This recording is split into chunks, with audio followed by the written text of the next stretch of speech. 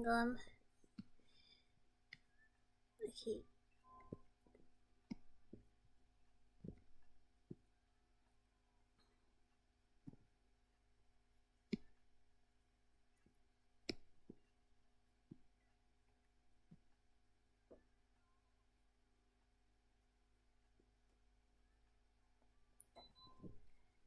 I don't know why the stream, like,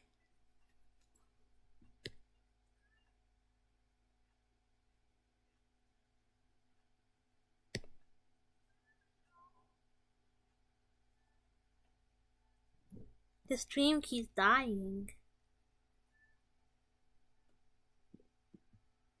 Okay, hang on. Hopefully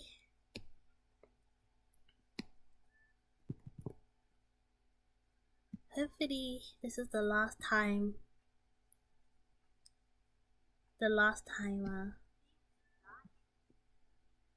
I have to do this. It's like literally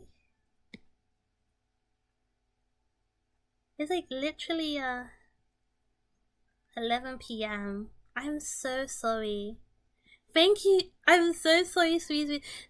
I'm so sorry, you guys. Like I don't know what's what. I'm using OBS, so and I haven't streamed in such a long time, and suddenly like the stream just died. Like it's happened twice today. Thank you, Ali. Hopefully Nemi joins again, but yeah.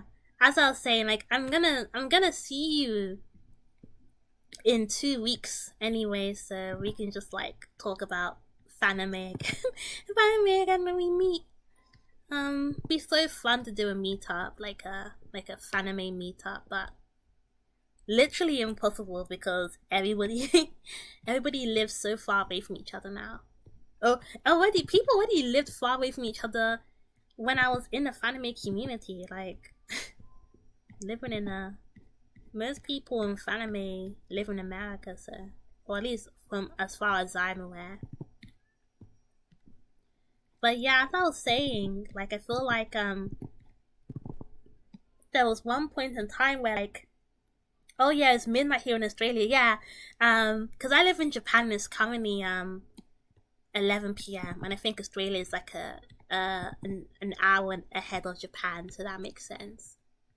But I feel like one of the things that sort of like kind of held the Faname community back in some ways was the drama, because I feel, well, like obviously the drama is not like, Faname was already niche, so I'm not gonna say like all the drama was like, you know, the one thing everybody sort of knew about, but I think within the community anyways. Oh, congratulations, thank you. That's good to know. I'm glad I'm glad you won the lotto, because I never win anything here. I never win any lottos here in Japan. It's so sad. I like applying everything and like never get anything. So glad that you were able to win the lotto. It would you can like enjoy Japan more once you get here. But yeah, I mean there was a point in time in on YouTube where posting animation, it was only for like a very small amount of time, so I'm not gonna say like, oh, you know, like super big, but posting animation onto YouTube was like, I wouldn't say, but you could get on the front page when the front page wasn't just like pay to win and celebrity content. Like there were a few times where Fanimes did make the front page of YouTube and could get like, I don't know, a few thousand views, which for the time was like quite a lot. Like obviously now YouTube is like nothing because because YouTube has gotten so big in the years. But back when YouTube still kinda was considered like early form of online internet content, you know, like nowadays, if you're like, I want to be a YouTuber, trying to force my name into the kanji for the registration is hellish. Yeah, Japan is not uh is not foreign name friendly because they kind of just assume you're Japanese and your name only has like 10 characters at the maximum. So that's why I struggle in Japan, because Japan will literally be like, you need to put your full name. I put my full name. That's too many characters. Then what am I supposed to do? I can't put my full name because it's too. Put my full name. It's not actually my name. It's like Japan has no concept of middle names. Like they just think, oh, your first name and your middle name is your whole name. Like no, that's not how it works. You don't need to put your middle name down.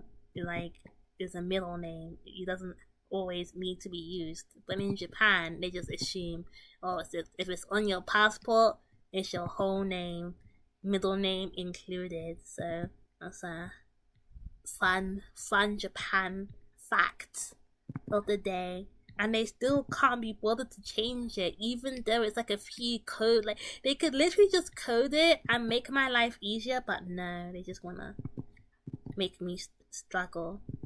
Like I had to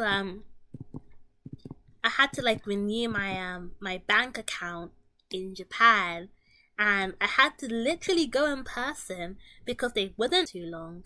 Straight up, they're like, no, you have to go in person. So I had to take the time out of my day to go to a whole bank, and I kept trying to find a place to do it, and then I'd go to like one bank and they wouldn't have the facilities or to do it, and I'd have to go to another bank branch. And Japan is just not a very to say the least. It just isn't. I know people say like, oh my gosh, Japan is like super high tech, and it's like, yeah, for like very minor things that affect like maybe 2% of the population. Everywhere else is not optimized, and they just expect you to live with it, and to deal with the inconvenience, because it's not that serious to them. Like, yeah, I mean, some foreigners will have to struggle with to put their names on online forms, but 99.9% of the population is Japanese, so who cares? That's kind of the type of country Japan is. And I'm not saying this to say negative things about Japan, it's just the truth. Like, it's just the truth. It's just not, making things easier for foreigners is not priority in Japan, on a numbers level. But yeah, I mean, it's not the end of the world. It's still livable. But yeah, going back to fanime, like there was a point in time where you could sort of gain a decently sized fan base from posting short form animation or fanimes on YouTube. But I feel like YouTube realized that the lack of central AC. Yeah, I mean they have air cons, but the thing about Japan is that like Japan is just very humid. Like it's not just hot. It's not like heat. It's just moist. So you'll go outside and it's like stifling moist heat, and then you'll go inside and then they'll blast in the AC. Especially in the trains, they'll blast the AC. So you'll be kind of like freezing, like almost freezing indoors, and then you'll think, oh my gosh, like they should turn it down. And then you'll go outside and it's hot. And you're like, and you just live like that for like 3 months in a year.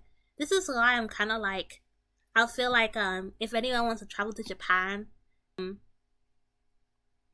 recommend going in maybe the spring and autumn, because weather-wise it's more tolerable.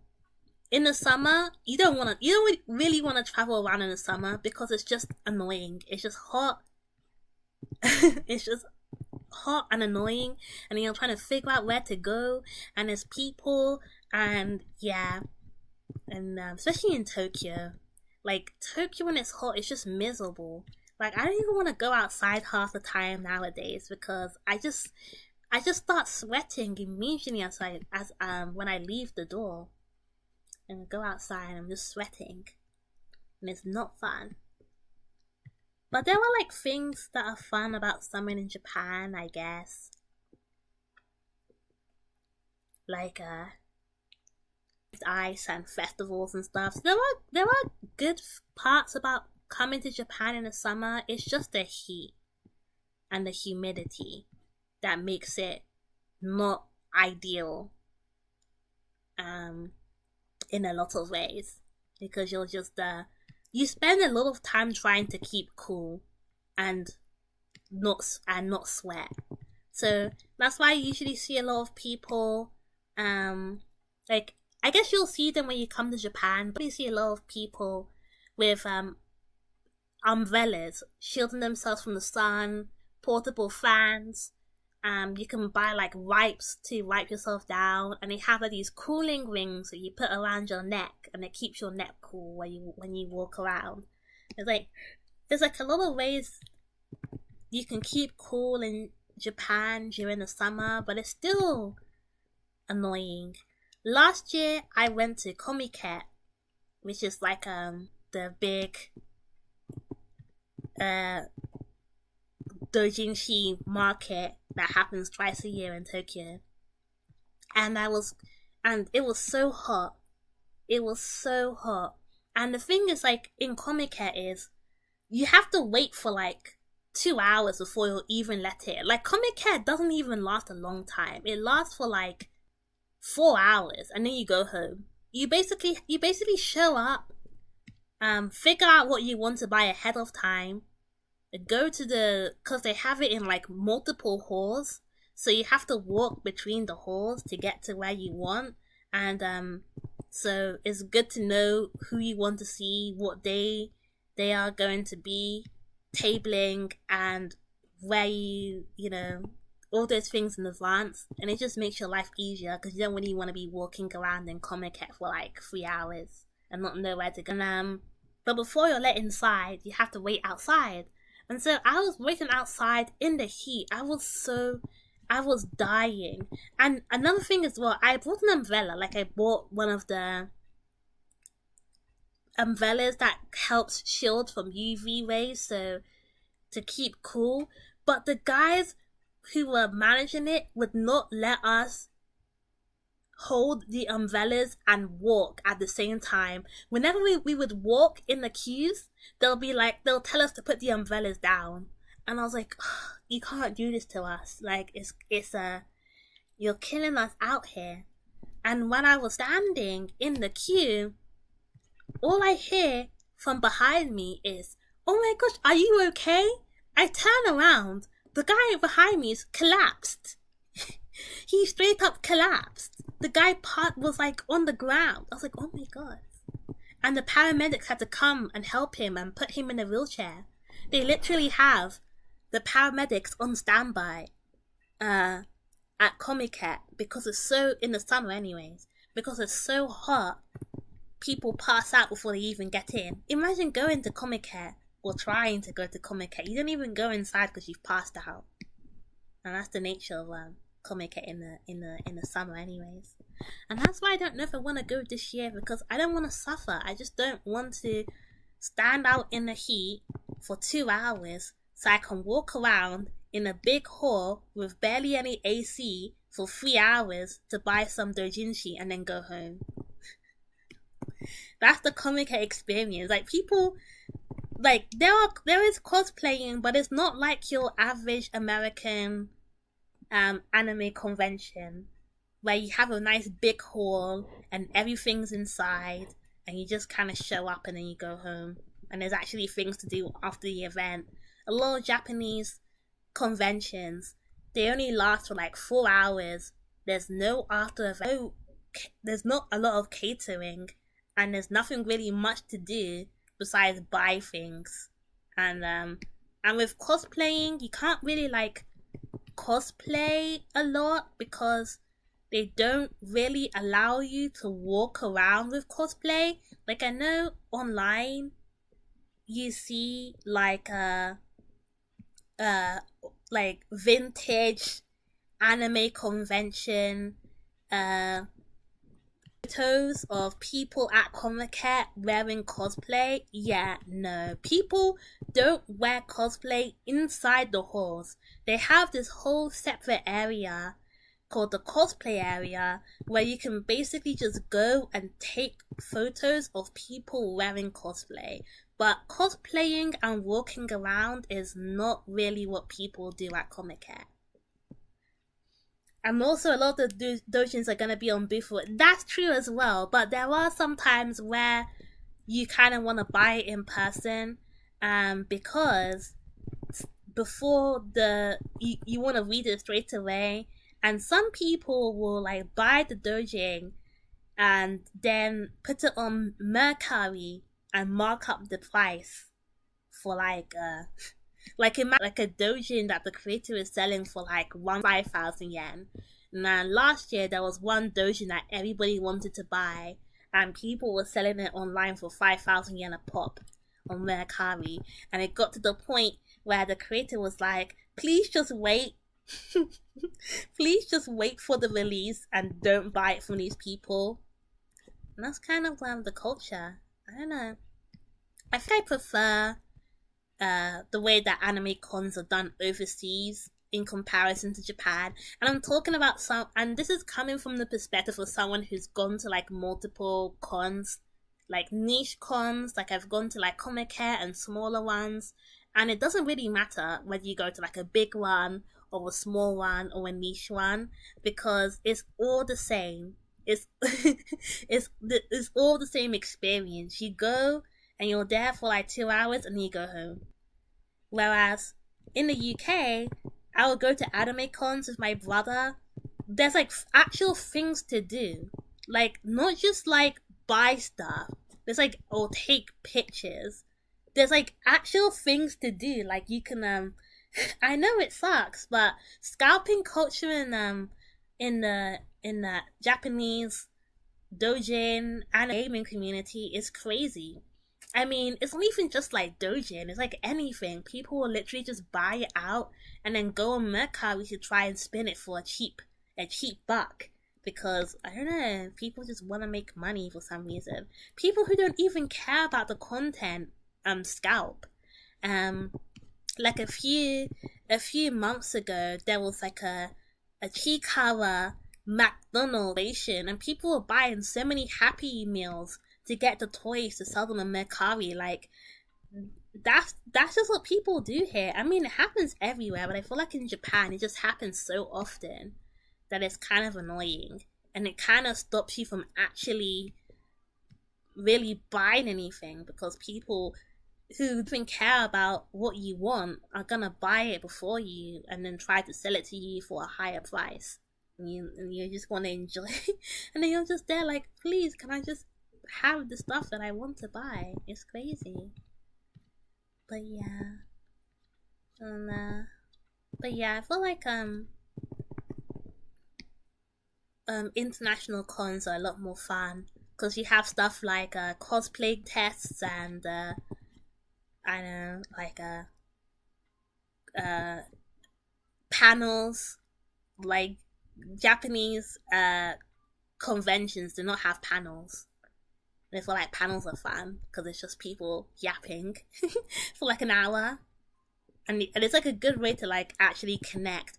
I think one of the things is, for a lot of Japanese events, is that you kind of have to know people ahead of time and then meet up with them or table and kind of get to know the other people who frequently table a long period of time. It's kind of difficult to go to a con in Japan and then just kind of enjoy it by yourself and not know anybody and then go home. You kind of need to get involved with the community, but it's difficult because as a foreigner, you're not the first person that a lot of Japanese people would go to try and build community. Which is why I miss the anime community. Because the anime is like one of the only communities that I really felt connected to. On a level that I just can't really find in Japan. I know people say like, oh, Japan is like a antisocial. I wouldn't say Japan is an antisocial country. It's just a country that just requires you to really know people to enjoy it to the fullest. Like you can't really like up somewhere and expect people to just be like, oh, hello. Like it just doesn't really work like that, unfortunately. Like the friends that I have now are people that I met at university and like random talk to, and then it kind of worked and then we got to know each other. But I've never like, you can't really like go up to people in Japan and go like, oh, hello, and strike up a conversation, because especially in Tokyo, because people literally think you're trying to scam them. Like if you randomly start talking to people in the street, people just think like you're trying to, they'll think like, one, you're trying to sell them something, or two, you're like them into like a cult or an element. It's the only two options. But yeah, that's just kind of like my experience or my general consensus on fandoms, Japanese fandoms, and the differences. Another thing though is that like in Japan, a lot of Japanese online fandoms, they like complain over like nothing. Like you think like, I feel like English speaking ones were bad, for like a lot of drama in like Japanese online spaces are just like big nothing burgers. Like why are we arguing about it? It doesn't make any sense. Like the things that people should care about, nobody cares about, and the things that are not that important, everyone's like, this is like the biggest travesty to ever happen ever, and it's just like, this is not that serious. Like everyone needs to go out. I want to think of the example, but I literally can't think of the example. But yeah, that's why I don't really interact with like the Japanese side of like manga, anime, games, because it's just kind of like, even knowing Japanese doesn't really make it that enjoyable unless you like really, really know people. And it's really hard to really, really know people. In real life anyways. I mean, online, I don't think it's that hard. But definitely, you kind of have to build up a reputation that I just can't be bothered to build up, because I have a job and a life, and I can't just spend my whole day like trying to convince people I really know a lot about anime and stuff. But yeah, what was I talking about before I was talking about Japan? I guess I was talking about like fanime.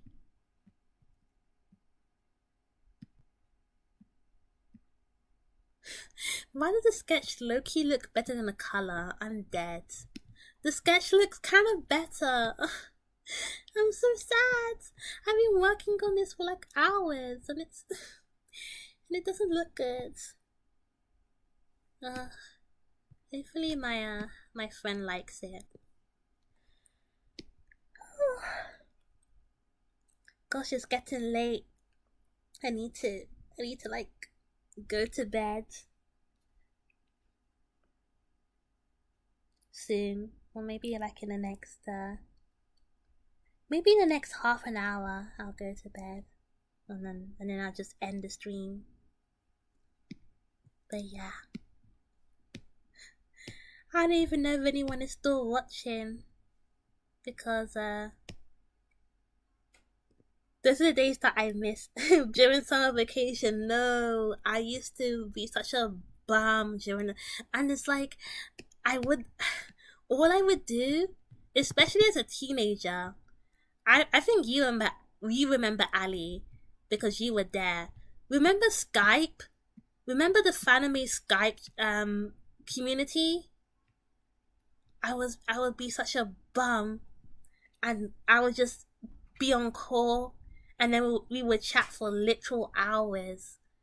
Imagine having literal hours to spend on just talking over Skype. Those are the days. And now Skype is gone. Skype literally does not exist anymore. Microsoft shut it down because Zoom took its place, which I just find so crazy. How did you let Zoom take over your spot as the flipping chat tool, the online chat tool? So many people in the anime community I got to know over Skype. It was crazy. And now it's just gone. And that's the thing with like a little anime history. Yes, I do. We won't call. You know it. Oh, you know it. We will talk all the time. It was actually like a day. It got to the point where my parents were like, "Who are you talking to?" And I'll be like, "My friends, my friends online. We're just talking." I'll stay up all night. Literally stay up all night. All nighters to talk on Skype. Like, what was I doing? What was I doing, honestly? Too much free time. This is what happens when you have too much free time on your hands. You start doing things like talking over Skype for hours on end. Actually crazy. But so much fun. Like, literally the best I've had online. Like, I know people like, oh, Discord. No, Skype is where it's at. Like, in terms of enjoyment. Like, Discord is okay, I guess. But for me, it was those late nights on Skype talking about, I barely remember what we talked about, but we used to put so many share so many photos and memes over Skype. And I was looking through my files, and then I found all the photos that we would share over the over Skype on the Fanime group chat, and I literally cannot remember the context for half of these things. I'm like, what was the context behind this image? Oh, and another place that I used to be on all the time was the Fanime forums. And Ali, you would know, because okay, and we would do and that's when I did role playing for the first time over on the Fanime forums. And I think it was organized by Tenshi Hanka, who made Don't Take My Hat or something, and he organized one of the, it wasn't like D&D because we weren't really playing the game, but it was like role playing. And I think we shipped our characters together or something. I literally can't remember. But yeah, those are the days on the Fanime forums doing role playing. And that was a fun role play. Yes, the Shadow Slayers! That was so much fun.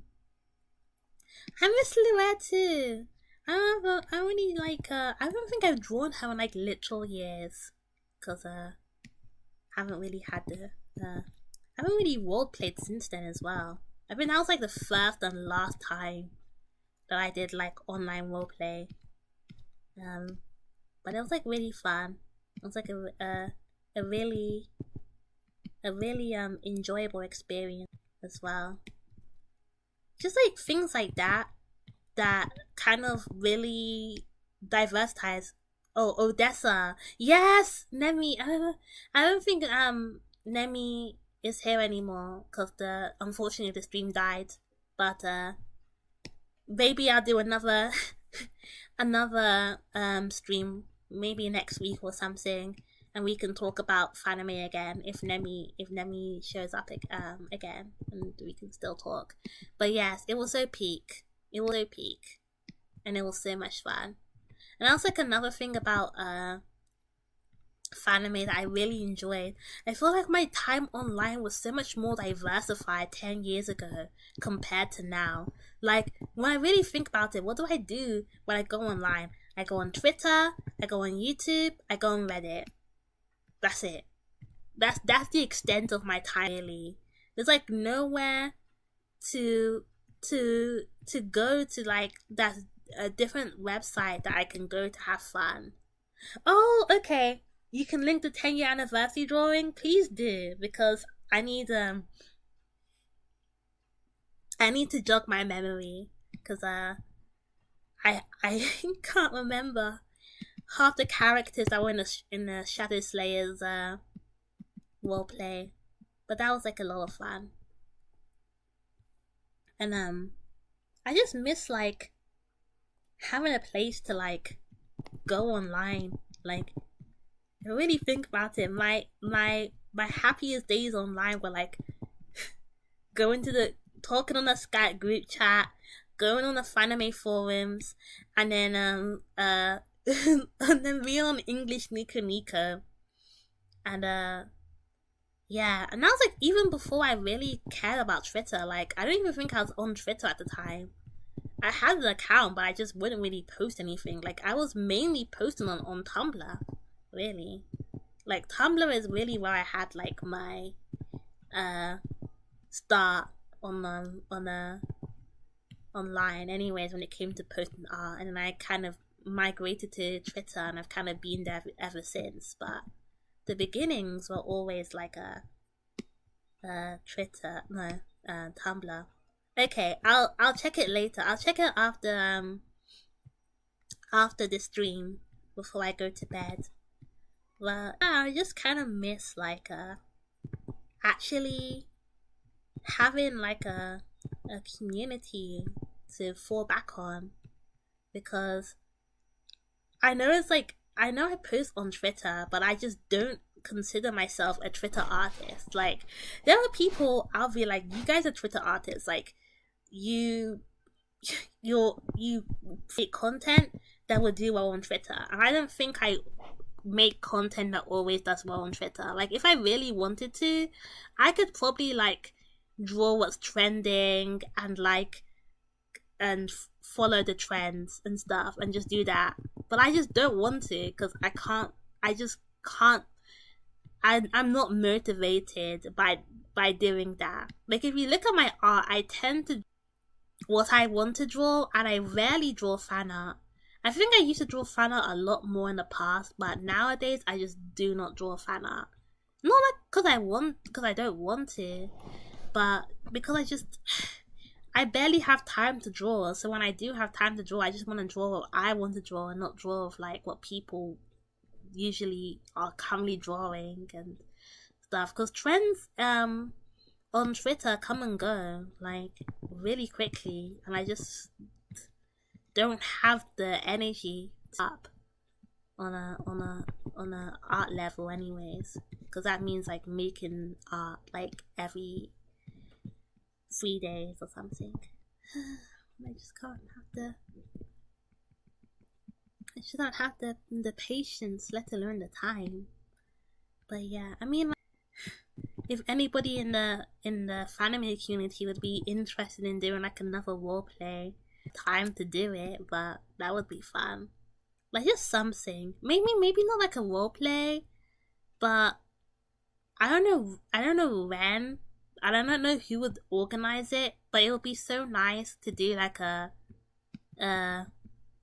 chat, like a voice call, and just basically catch up with everybody, see where everyone's what everyone's doing, what everyone's up to, and just basically like reminisce on the 10 years, I guess, 10 years of fanime, or at least the fanime community as it was like 10 years ago. I think that would be fun to reminisce, kind of like what we kind of did today, where I was kind of like, oh, do you remember this creator? You would be so down. I know you would be down. I mean, we can basically do like a mini version of that when you come to Japan anyway, so.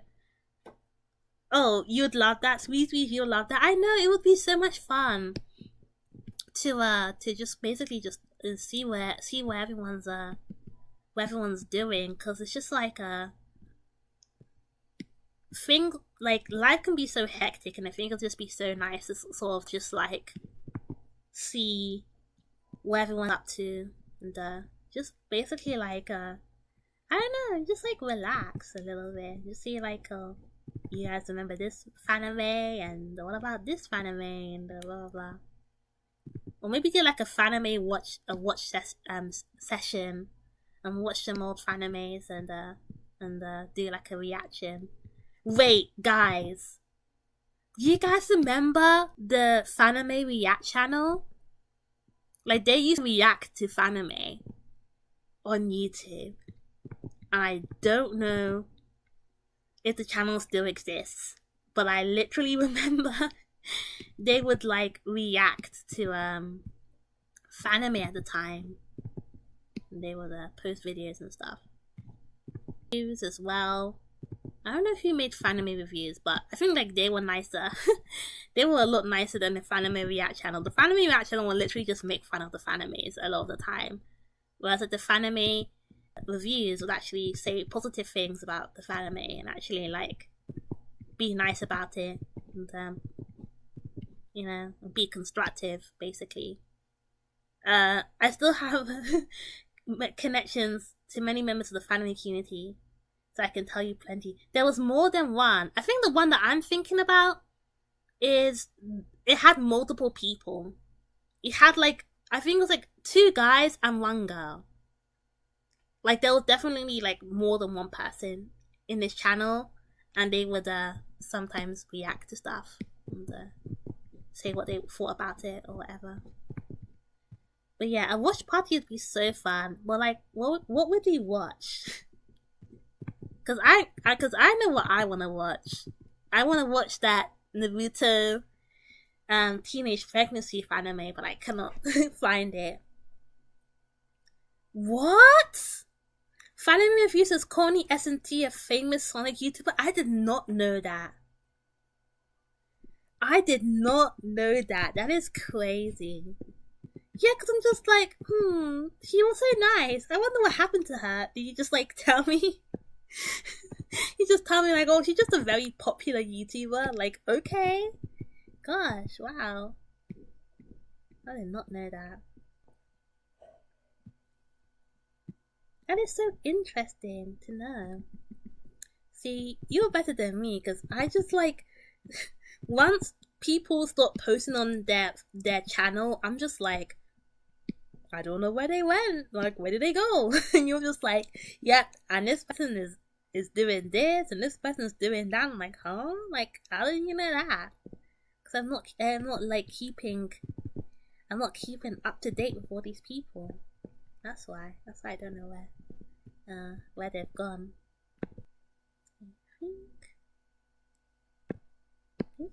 Like, I'm not good with drawing like realistic portraits. Like, this is not my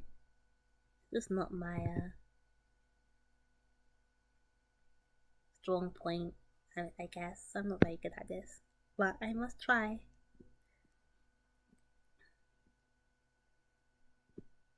But yeah, that is so. Okay, that's why you follow them. And you didn't notice they were fanime reviews the whole time. In my head, and S&T is fanime reviews, not fanime reviews. It's S&T. I'm like, your fanime reviews? Wow. In the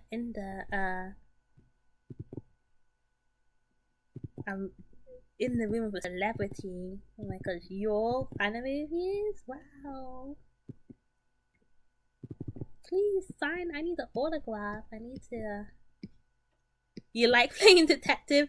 Please play detective, because I need to. I need to know where everyone's gone. I'm like nosy in that way, but I never ever like actually do what's needed to find out where people are. That's why I'm just like last time. That's why I keep saying like my checks, because I haven't checked in like goodness knows how long. And the last time I checked is like 5 years ago minimum for a lot of these people. And it's just me going on, and it's literally just me going on DeviantArt. Yeah, not observing. It's not your fault, because I wouldn't know either. Like, I just imagine most people in the fanime community just be in the community.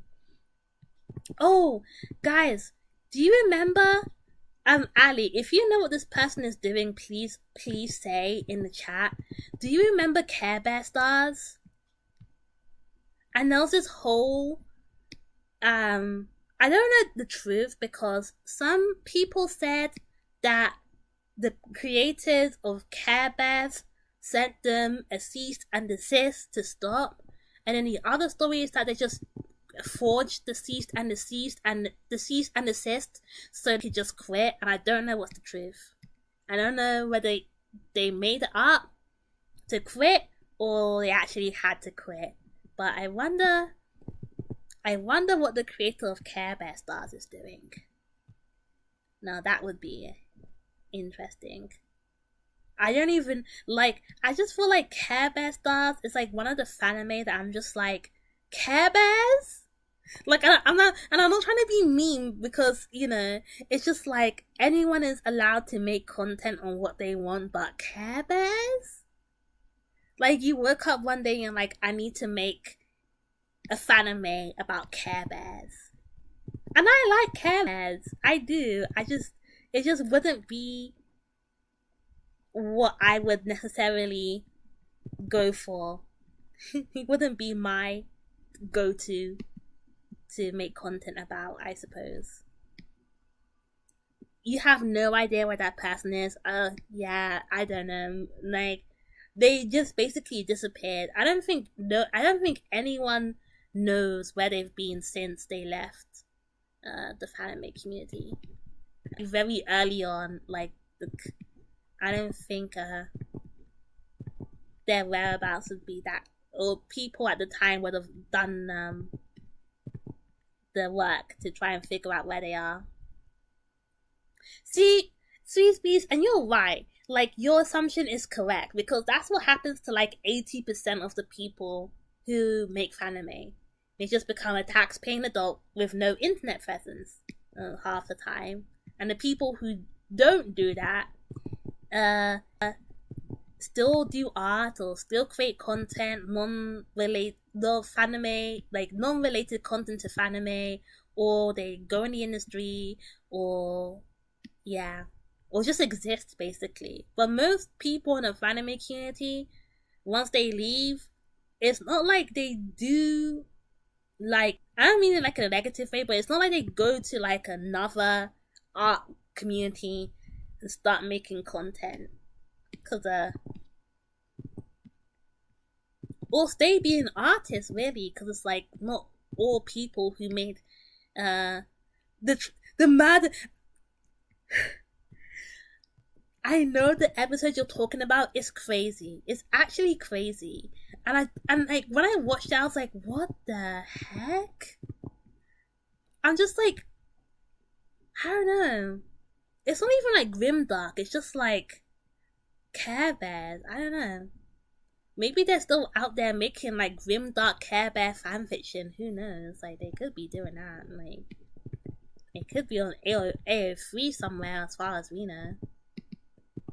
Because I just feel like if you're gonna make content like that about Care Bears, you can't just start paying taxes and be a normal human being. Like, it's just not in the cards. You have to you have to do something that's like that. Like, you have to come back in another way, whatever that way is. I want to know, because that was that's one of the many mysteries of Fanime Care Bear Stars. Another mystery that I personally don't understand is Magic Heart. And if anyone knows Magic Heart or has watched all 50 I think it's like 50 episodes, you qualify for the veterans discount, because Magic Heart is a crazy series. And it has a movie, okay? If you watch the movie as well. And the thing about Magic Heart that kills me is the fact that it uses text to voice. And the text to voice, whatever text to voice system that the person who made Magic Heart is using, they need to stop. Because all the characters have this very specific crackly voice. It's like, Magic Heart! Like that, okay? Susan, you need to go! Like, okay, you can watch it on Fanime Archive. Think you've watched all 52 episodes twice. You need to get the seniors discount. You need the seniors discount. Yes, it's the one with the cut and paste doll looking stuff. It's basically the one where all the characters have the same build and they all sound similar because they're all using text-to-speech software. That's the one. And the thing, the guy's just living his life. You have to after that. You have to after, like, you make you make Magic Heart, you just become a normal human being.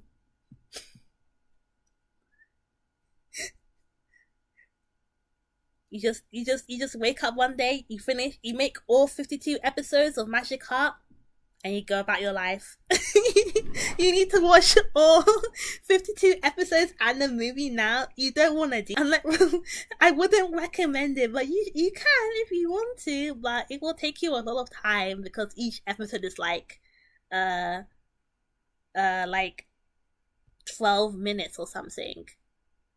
The guy also made each episode in a week. I can believe it because these characters do not move. These characters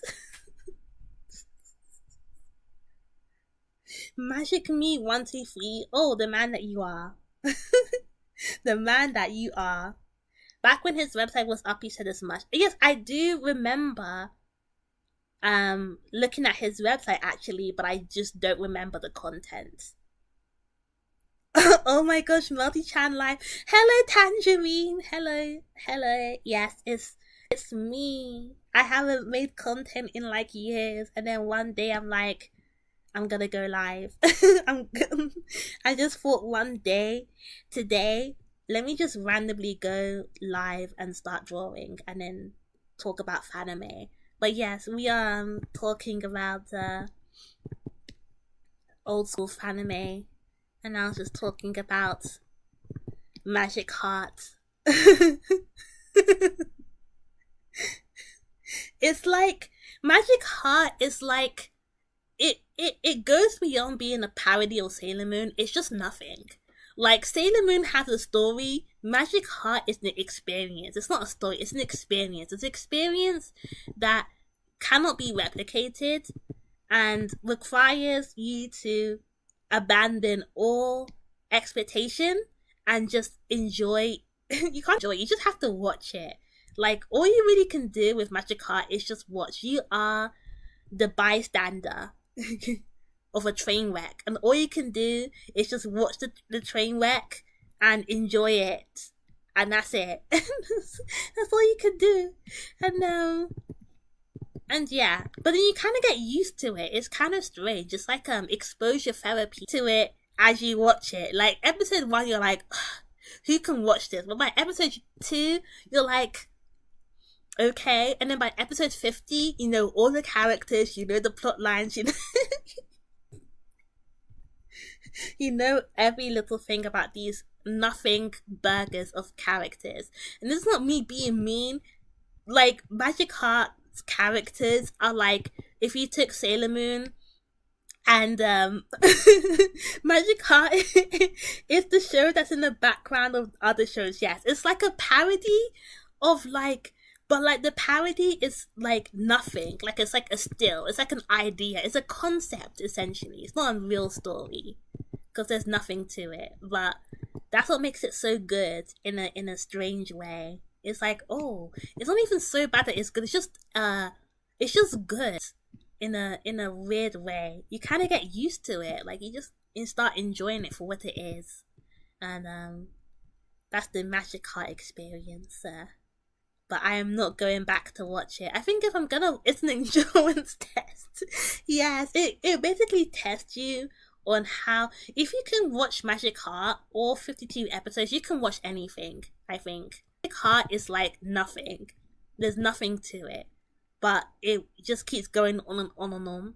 And even with like other fanimes, it had animation. Magic Heart has no animation. I don't know how he managed to make a show with no animation, but he did it. It's an animated show with no animation, and I think that is a feat in itself. I'm like saying all these negative things about Magic Heart and truly like Magic Heart. I just find it very entertaining and very funny to talk about. Magic Heart Stockholm syndrome. I remember being so pissed about the main villain of the second season because she lost her entire family and she never reacted to it. Yeah, I mean, none of the Magic Heart characters react in appropriate ways. They're dolls. They're posable dolls that basically move from scene to scene, and it's like they're born every second. Like they're new to the world every second they live. Somehow, like they have no past, no present, and no future. They're constantly just being born anew, and just going about their day.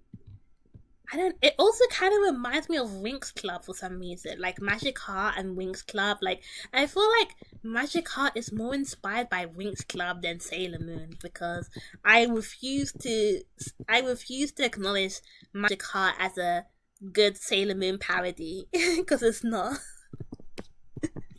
It's not. I feel like that would have to go to like, I wouldn't say parody, but like an actual anime that understands Sailor Moon. Is like Elemental Goddess understands Sailor Moon. Magic Heart does not understand Sailor Moon. Sorry to the creators of Magic Heart, but it's true. You just don't understand Sailor Moon. Like, I don't know how you managed to make a show that's so Sailor Moon coded, but at the same time completely unrelated to Sailor Moon in every single possible way. But yeah, that's enough Magic Heart discussion. I think another one that I really liked was My Jungle Book Your Year. And I do know the creator of still making fanime, because she's still making Welcome to the Panties Warfront. And I think Welcome to the Panties Warfront is the only fanime that I am keeping on tabs on and actually watch regularly. And Rats. But I like My Jungle Book Your Year. I think it's good. It's entertaining, and I like the characters. And the story. The characters are actually really good. My Jungle Book Your Year appreciation post, but the characters kind of feel like a, I don't know. I just really like Ribonista Hime and her relationship with Combs. Like, it was so silly. And the whole show being about vanilla cream, but also not being about vanilla caramel ice cream. But I literally can't remember most of the stories, so maybe I need to go rewatch it. But yeah, I do like her.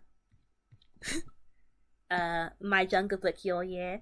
And one of the things that I quote very often, or like the 10-year My Jungle Book Your Year anniversary video was so cute. I maybe need to go rewatch that. I can't remember yeah, but I should go back.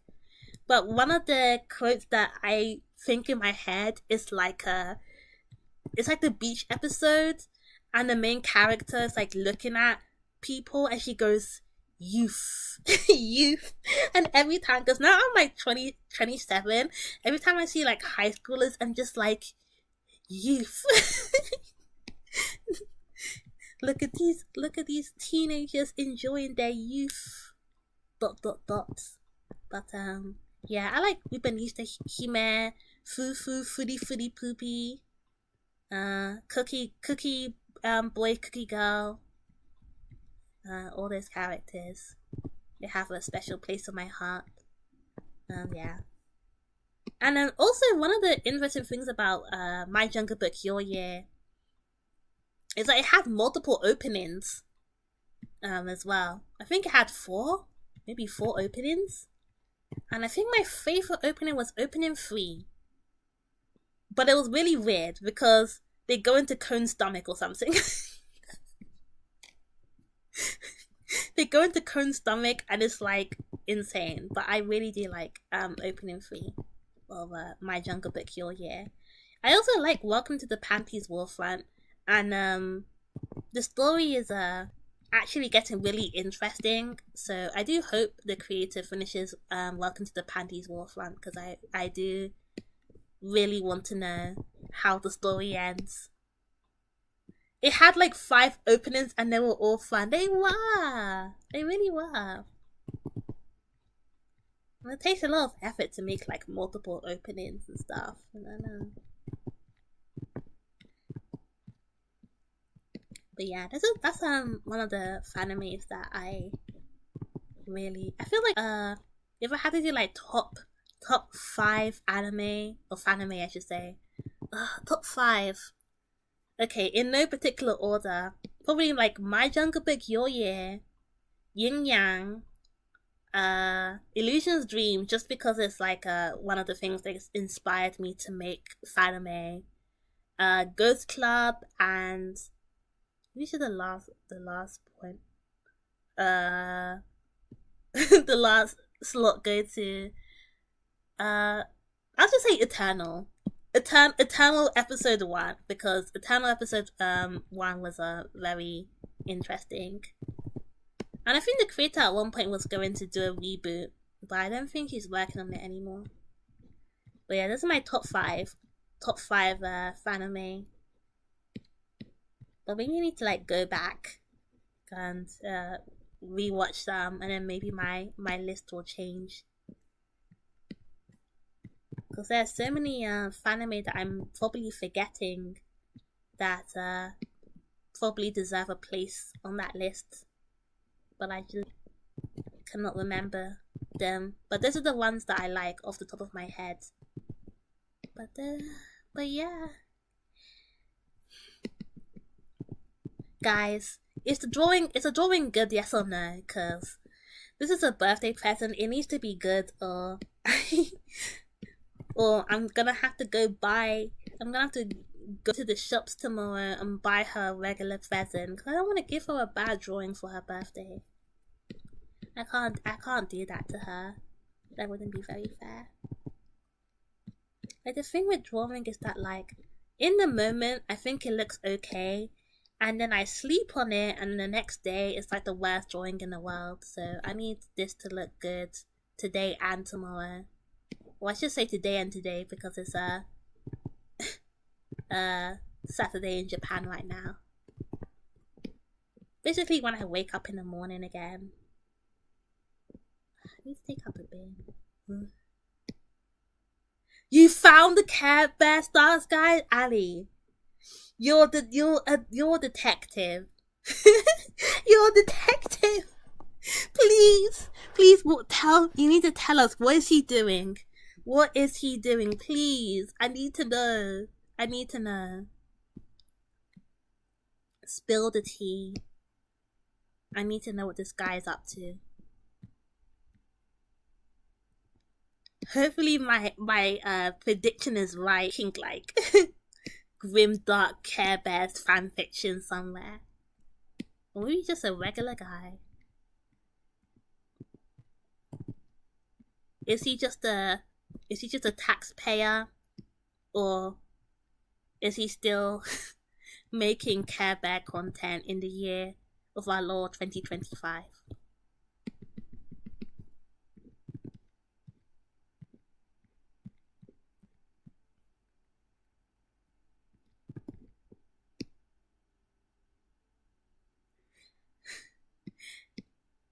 He's a voiceover guy? Voiceover for what? Like YouTube videos? Games? Like, by voiceover, do you mean like what do you mean? Like indie? Oh, hi Juicy! Hi Juicy! So nice to see you. Hello, hello. Talking about fanime, and Ali just found out what the guy who made Care Bear Stars is up to. Well, that's fine. I need to figure out what he's up to. I'm very interested. I need to know what this voiceover, like cartoons. Like, I need to know. Like, what the nature of this voiceover content is.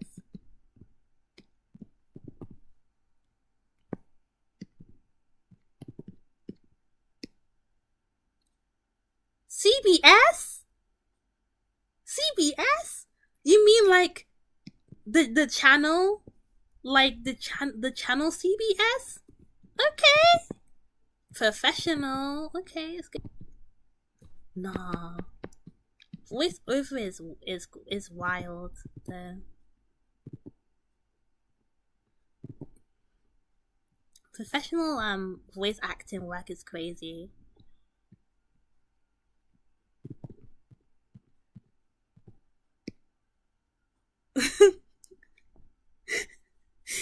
Like, what do you mean he did voice work in commercials? Like, commercials? Like, bro is just out here on TV. Like, you could have been listening to the voice of the guy who made Care Bear Stars. That is very you wouldn't even know it. You wouldn't even know it.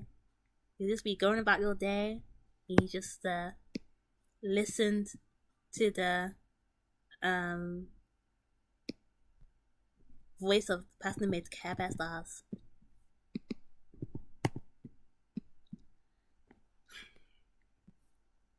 That is so interesting.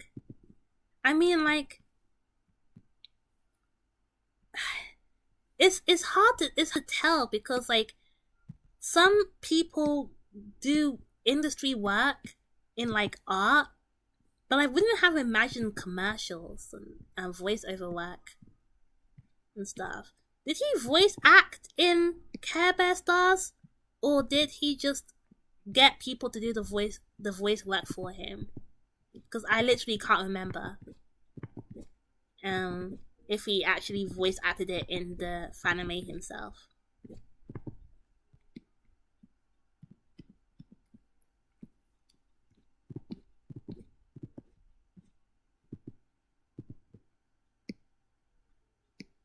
But oh my gosh,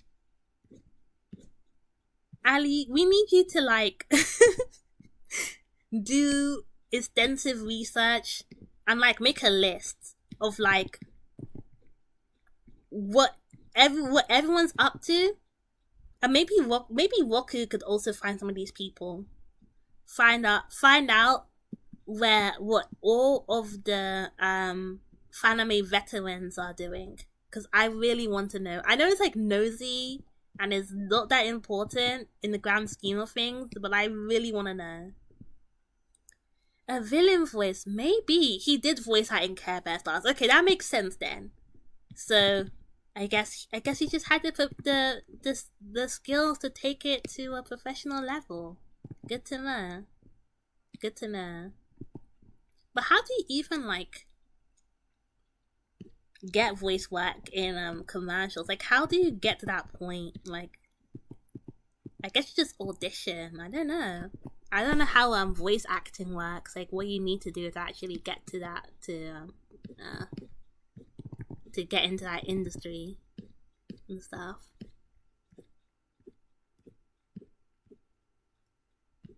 But yeah, I don't know. I do wonder what the doing though. There'll be another person to try and figure out what they're doing. Cause I think like one day. Oh, sweet, I love Akuji Tavarius. I love that fanime so much. I don't think the creator.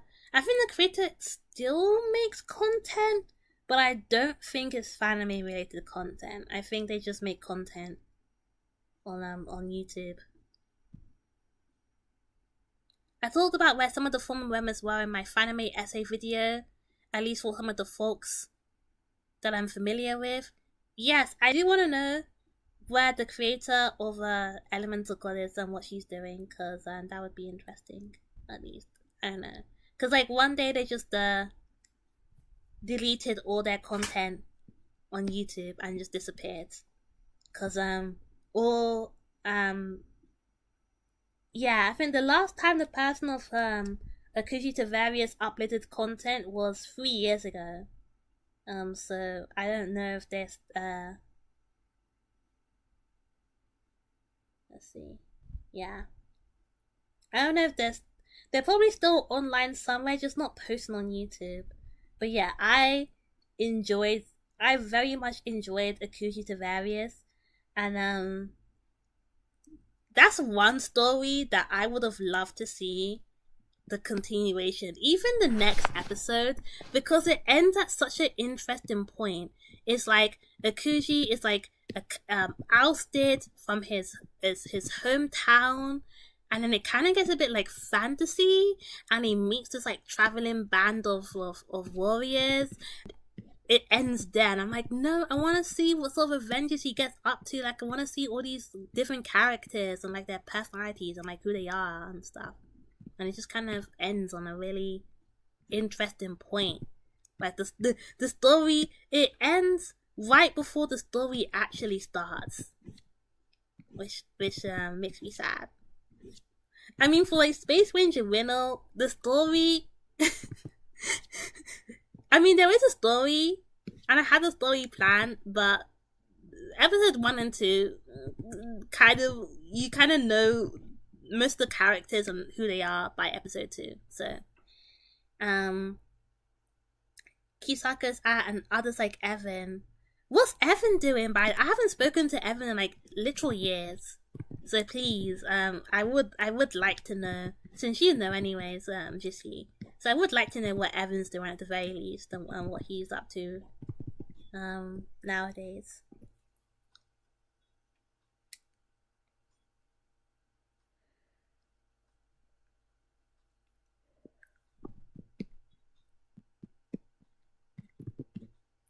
Because yeah, a lot of the people that I talked to on like a daily basis a few years ago, I literally do not know what they're doing right now.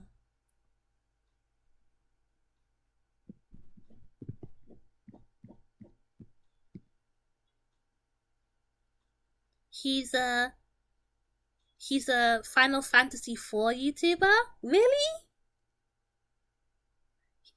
Final Fantasy? Okay. Interesting. So he just makes content about Final Fantasy, that's it?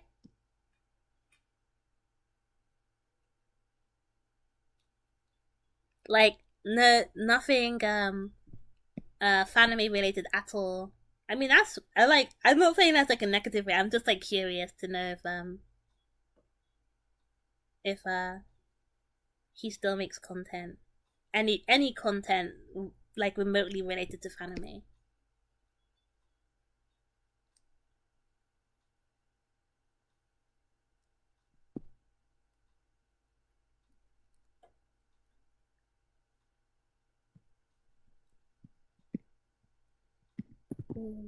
I need to like. Okay.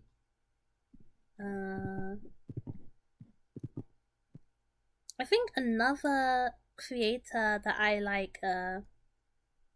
I watch. I mean, like they still make content. What's her name? Let me find it. Because it's like so many people that were in the fanime community that I've like subscribed to on YouTube don't post. So it's like I live like once they stop posting, I'm like they disappeared. They're no longer on this planet. But it's Viry, VAIRI, and they actually have a finished fanime that you can watch called Dungeon Tale on YouTube, which is pretty good. And they were making a fanime called Angel of the Sea. Okay, he did briefly appear in a Fanime World Discord and then went back to FF14. Okay, interesting. But Angel of the Sea, Dungeon, I feel like Angel of the Sea and like Dungeon Tale are so underrated. So if you want like a good fanime to watch that actually has content, I would recommend those two. I think those that Welcome to the Panties Warfront were like the two fanime that I've kept on top of for the past few years. At least the last 3 years, anyways. Everything else is just kind of like, I don't know.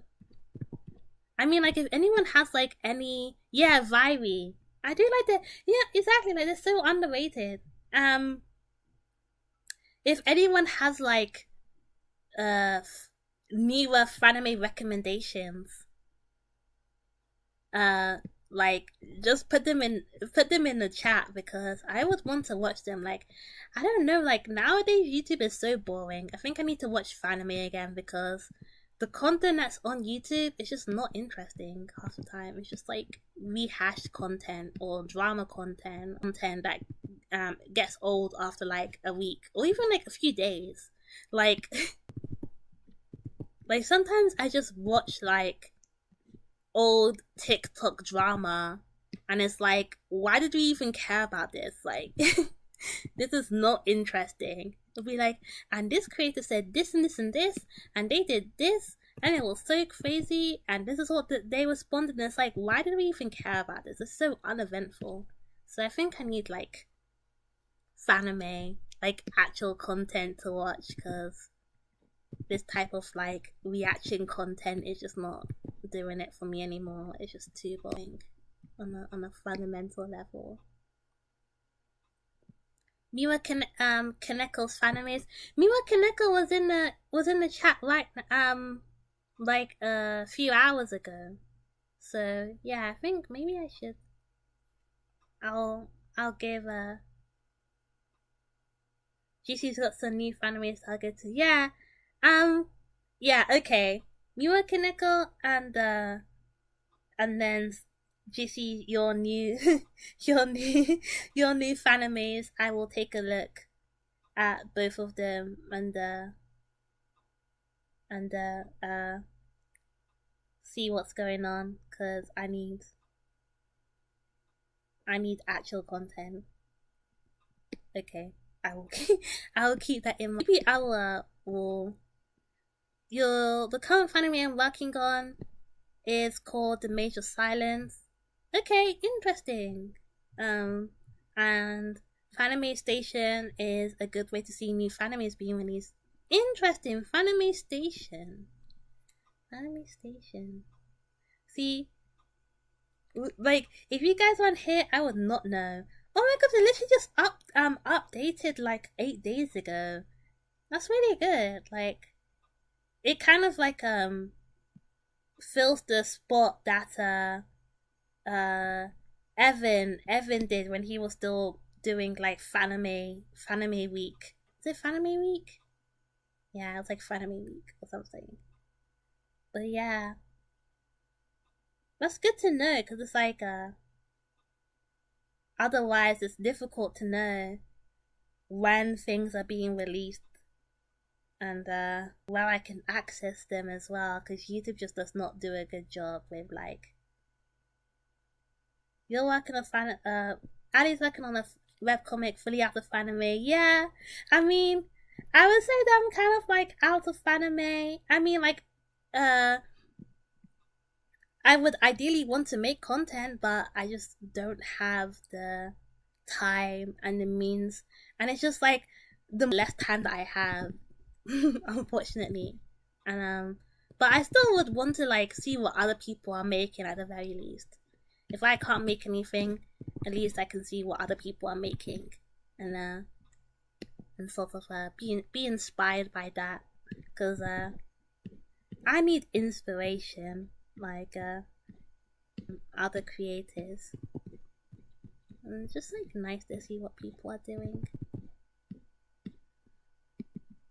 But yeah, okay. I subscribed to Mira Kaneko and Fanime Station, so now I have like and then there's also like Fanime archives, so good. I'll just like go to those places to like find new content to watch, because I didn't even know that people were still making fanime. Like, I was fully convinced like nobody was making fanime anymore.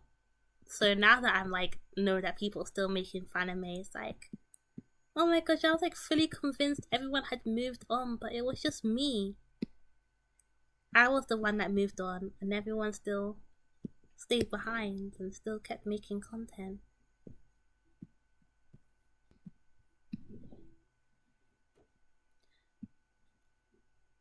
But I think moving to Japan really just changed how I had to live on a fundamental level. So maybe I would still be making fanime content if I was still living in the UK.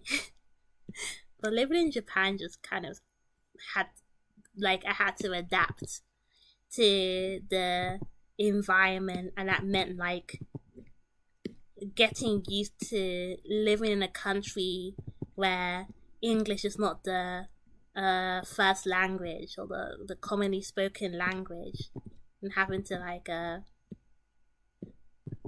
routinely speak and interact with others in Japanese. It got to the point where when I went back to the UK for Christmas last year, I was so shocked. It felt so weird to see people just speak English, because I'm just so used to people speaking Japanese with me, that hearing people just casually speaking English was just like a bit strange, because I'm just wasn't used to that anymore. But yeah, that is my life right now. So if anybody ever cared, and they were like, what happened? Yeah, there were new members of the community. I mean, like, people move on, but new people come in and keep the culture alive, in a sense.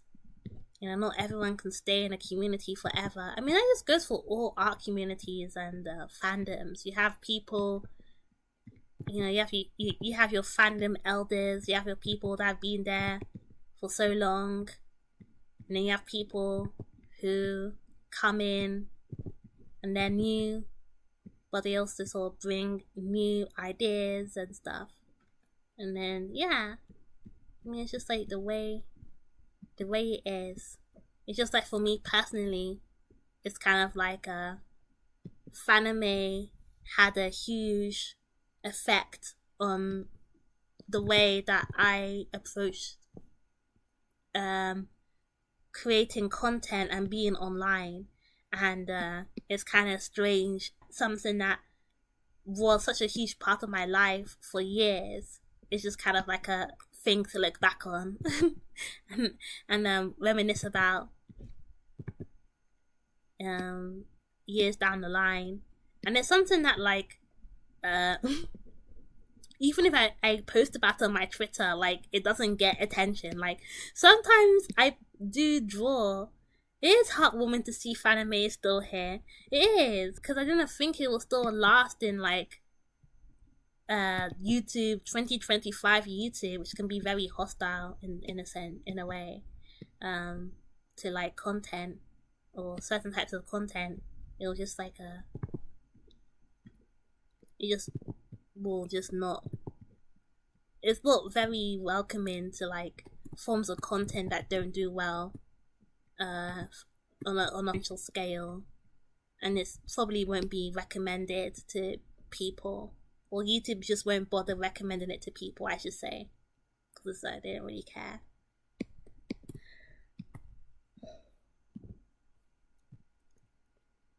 But yeah, whenever I do post the occasional Space Ranger Winnow fan art on Twitter, nobody cares.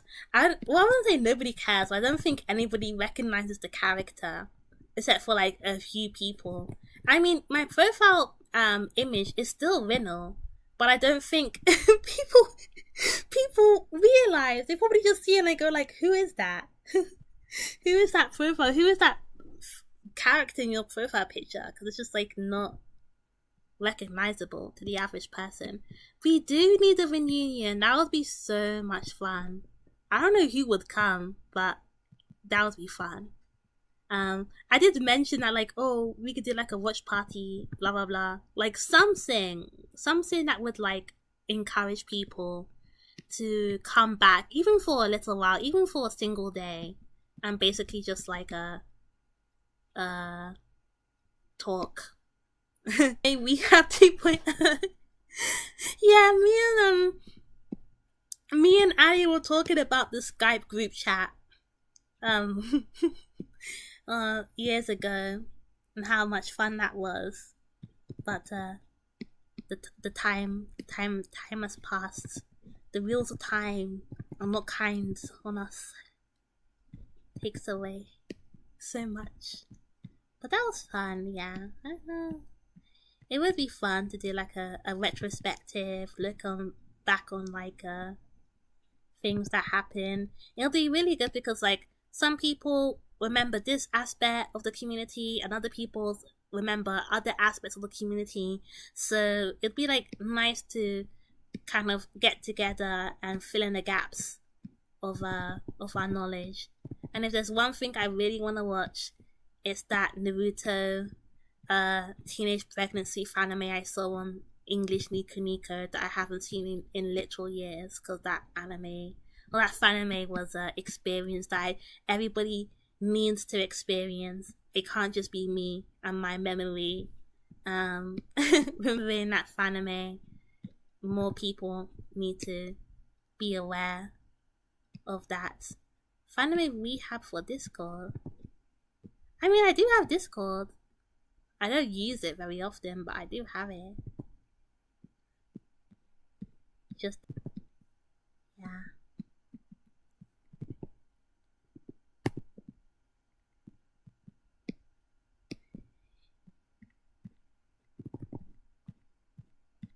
I'm so good that today's Saturday, because I can kind of just sleep in and I don't really have to worry about like waking up on time on like the evil days in the week. Because if this was a Thursday, I would be so screwed. I get tired so easily. That's another thing. I had so much energy as a teenager. I'm like perpetually tired as a 27-year-old. Just saying that I'm 27 makes me so sad. I mean, I don't mind being 27. It's just like, oh my gosh, I'm 27. Oh my gosh, like what the what happened? I came to Japan when I was 24 years old. Like I was still kind of in my early 20s when I moved to Japan, and now I'm like nearing my late 20s. How is that even possible? Like what happened? And it's time. And it's literally just the passage of time. But yeah, I would stay up late, work on Space Ranger Winner for like hours at a time. Nowadays, if I draw for more than an hour, I'm tired. I'm like, I need to take a break. I need to relax. Back then, I was like, I would go home after school. Like this was my average day in high school. I would not care about my classes. I would go home after school, pop open, pay, and start working on Space Ranger Minnow. And I'll do that for a few hours. Then I'll eat. And then I'll...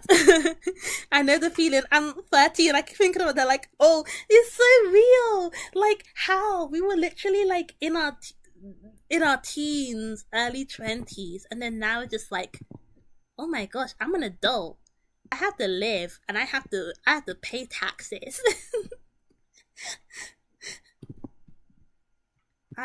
I can literally do... I'm a legal age to do anything. Like, I can't even do the whole, like, I'm just a teenager, I don't know anything about the world. I don't know what I'm doing. I'm still young. I still have time on my side. It's like, now my parents are like, what do you want to do for a career? See, I will start saying like, I want to be a fanime animator. If that was a job where my job was just to make fanime, I'll do that. I can't do this anymore.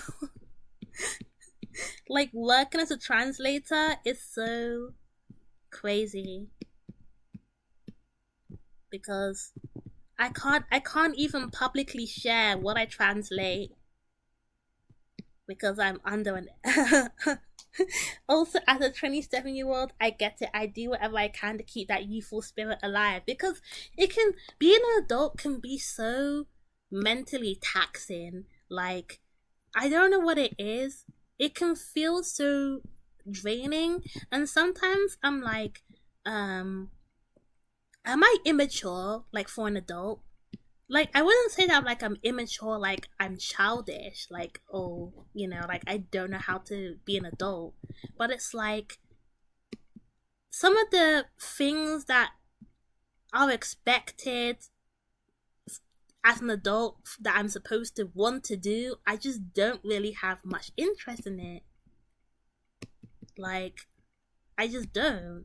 And so it kind of makes it so that like I don't really go to clubs because I'm not really interested in going to the club, and I don't really want to like go out at night. Like, I just want to chill in my house and do nothing, much content and chill. And not to say that like doing those things make you an adult. It's just like the things that people tell you that, oh, being an adult is so much fun because once you're an adult, you can do this.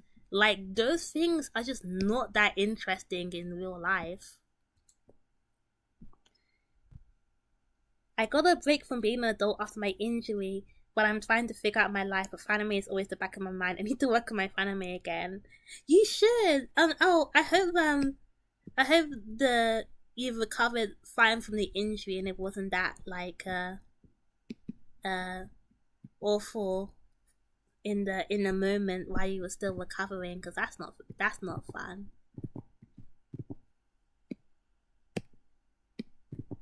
But yeah, I mean, like, those times, it's like, obviously as a teenager I knew that I was going to become an adult. Like, it wasn't like I was like, oh, I'm gonna be a teenager forever. Like, I wasn't dumb, but it's just kind of like what I thought would be an adult life and what actually an adult life is like two different things. I think I thought as a teenager, being an adult basically meant you're responsible for yourself, and you have to work. But as a trade-off, you get to do the things you want to do. Well, in reality, it's like you're an adult, and theoretically you can do what you want to do. You hardly have the time to do it, and even when you do get the opportunity to do what you want to do, it doesn't feel the same as when you did it as a teenager. So it's kind of not as fun. Like, I can still play games as an adult, but it's not going to be the same as like being a 12-year-old and playing the Wii for 5 hours in one go. Like, it's just not the same experience. And there's more like a negative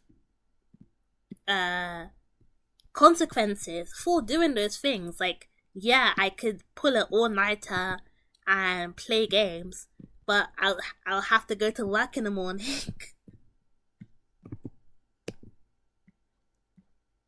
So it's that responsibility that kind of pulls me back from being super immature. It's just not worth it as an adult to do that. But I still don't feel like an adult because I'm not like fully independent. It's weird.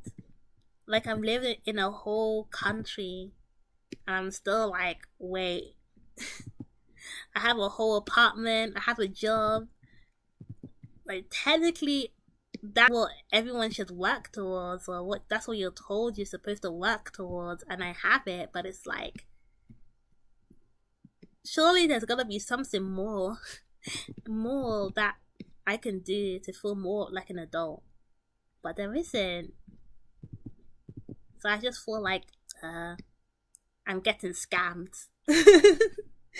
Yeah, Tangerine, you're so right. It's like you can do whatever, but should you? I could like be financially irresponsible and buy the things I want, but then the trade back is then the things you won't have money for a rainy day, and you won't have money to buy the necessities that you need to live on a day-to-day basis. So it's not worth it. So whenever all the parents or the adults when you were a kid is like, oh, but when you're an adult, you get to buy things, you get to make money, you get to do... It's not even like that. Like, I don't even want items, I just want time. Like, if anything, I just want time. Like, the time to do the things that I want to do. More than any care about, like, buying things, I just want time.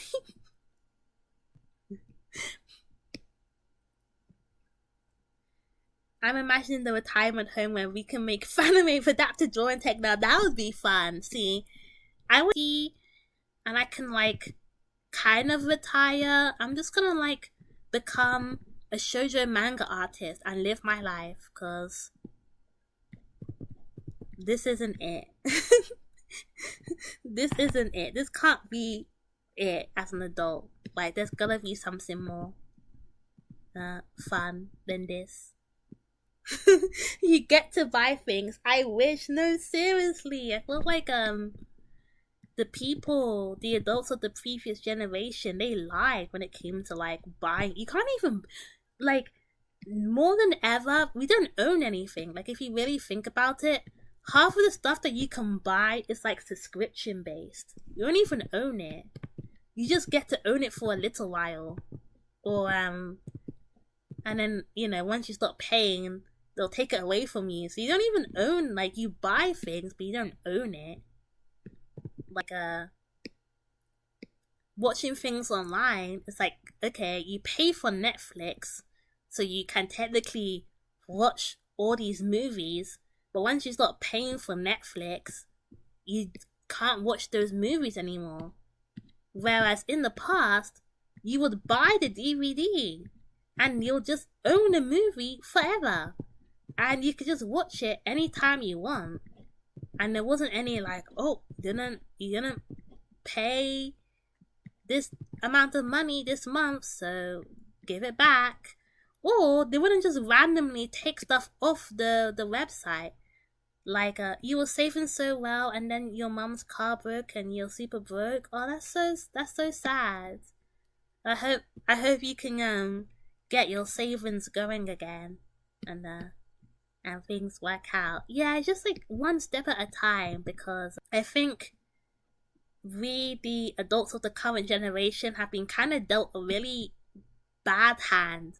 Like, all of the stuff, like, we technically live in a very technological advanced world, but it's awful. Like living in this world, not to sound too like depressing, but like I wanted flying cars, not AI, okay? I wanted flying cars and hoverboards and jetpacks. That's what I wanted. But no, we get weird Twitter anime girl bots that looks like Misa from Death Note. That's not what I wanted. They lied to me. It's so unfair. So now it's just like so I feel like we as adults are kind of like doing the best we can with the resources that we have, living in a world that's constantly changing, and it's difficult because the generation after us is too young to, and the generation before us just doesn't sympathize. Is unable to sympathize. So we just don't really have anybody but each other to relate with, because no one else gets it. They just think you're complaining or being too negative, and it's like, that's not even true. We're not even being that negative. It's just the reality that we live in. Like, you just go outside and it's so obvious that we own less and we pay more, and the quality of the things that we get to spend money on is just not good. Like clothes, all the clothes barely last and they're expensive. Shoes, you buy a shoe and it's falling apart in like 6 months. And then you want any form of entertainment, even like merch. Sweet, this isn't even its final form. You're so right. It's gonna get worse. Like, we're not even. It's just gonna get worse and worse until people just say enough is enough. But I don't know when people will start to realize that, like, it's not getting better. I think people will literally think that, like, there are some people who literally think that, like, oh, we can live with AI. Like, AI is going to help us, when it's like all the companies want is us to feed information so the AI bots can get more and more accurate. Like, it's less about us. Like, we're helping them more than the AI is helping us, if you really think about it. But it's what can you do?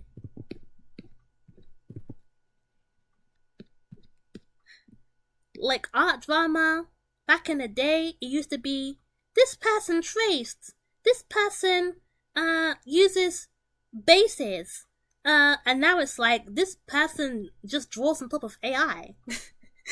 This merch thing is so true, especially as a merch collector. Merch is getting worse. Like, I'm paying for nothing, especially in Japan. And Japan used to have such good merch. Like, figures are so expensive. I can't even remember the last time I bought a figure because they're so expensive. So expensive. Like, I'm not buying it anymore because it's just not worth it. Like, why would I spend like all this money, like a good chunk of my monthly pay, to buy a piece of plastic? Like, I'm not doing that anymore. And then the merch that is affordable that I can buy is like small acrylic stands, trading, and it's all blind boxes. I blame Pop Mart because everything is a blind box. Every little thing is a collector's item. I can't just want my favorite character. I can't want merch that's just by character. No, I have to buy a little box that has a chance of the character that I want in it. It's ridiculous. I don't care. Oh, but some characters are more popular than others and this gives it a fair chance for everybody to get the character they want. It doesn't. You just want people to buy so much merch that they don't need so they can give you more money for the content, and then like not get the content they want and then go back to you to spend more money again. That's what they want. Like, I don't know what's happening. I don't know what's going on when it comes to merch. It's like one of the things that should be good. It doesn't take a lot to make good merch. But yeah, and it's gonna get even more expensive, the import costs, because of the tariffs. So goodbye, affordable anime merch from Japan, because they're just gonna start charging crazy amounts of money for nothing, and the content is already nothing. You have to ship it to a warehouse. Yeah, and I used to do that while living in the UK, and I'd spend like the same amount of money that I spend on the item to get it to the UK. And I don't know how expensive it is now to import things to the UK, but it was expensive like a few years ago. So let me tell you about the merchandise that I bought recently. So do you know Deji Carrot? The creator of Deji Carrot had a collabo cafe, and I went there because they had like a cute parfait that to look like Digi Carrot, so I wanted to go. So I went, and they had like like merch you could buy there. Like you could buy the food, and then you would buy the merch. So I wanted the acrylic stands, but guess what? The acrylic stands are blind boxes, because why wouldn't they be? Well, you want the carrot, you want Deji Carrot? No, you have a 1 in 4 chance. Okay, cool, whatever. Let me get the acrylic stands. Oh, sorry, they've sold out. The cafe is only here for like a week. How is the merch already sold out by day 3? Yeah, Digi Carrot, yeah. I know you like Digi Carrot, you see. So you would have liked this cafe. So I bought the acrylic stand. I bought 2 because I'm like, okay, let me get a higher chance of getting the Digi Carrot acrylic stand. So I bought 2, and I'm thinking, okay, how much is the shipping? The shipping was worth more than the 2 than the 2 acrylic stands. The acrylic stand, who's scalping Digi Carrot? You wouldn't believe. There's the people in Mercari are scalping Digi Carrot. So you know why the merch was sold out by day 3 of the cafe? Because somebody got hooked up to the content. There was like a upper limit of how much you could buy. So you could buy only like a few badges and acrylic stands per person. But this person got the people running the cafe to hook them up with like 200 badges of the Digi Carrot Collabo Cafe stuff through the back door. Got it through the back door to resell on Mercari. It's ridiculous. You're telling me I can't even get a flipping Digi Carrot blind box because people were scalping them on Mercari. So this is the state of merch. Blind box merch. It's not even like a book, a figurine. I'm getting scalped for badges. I know.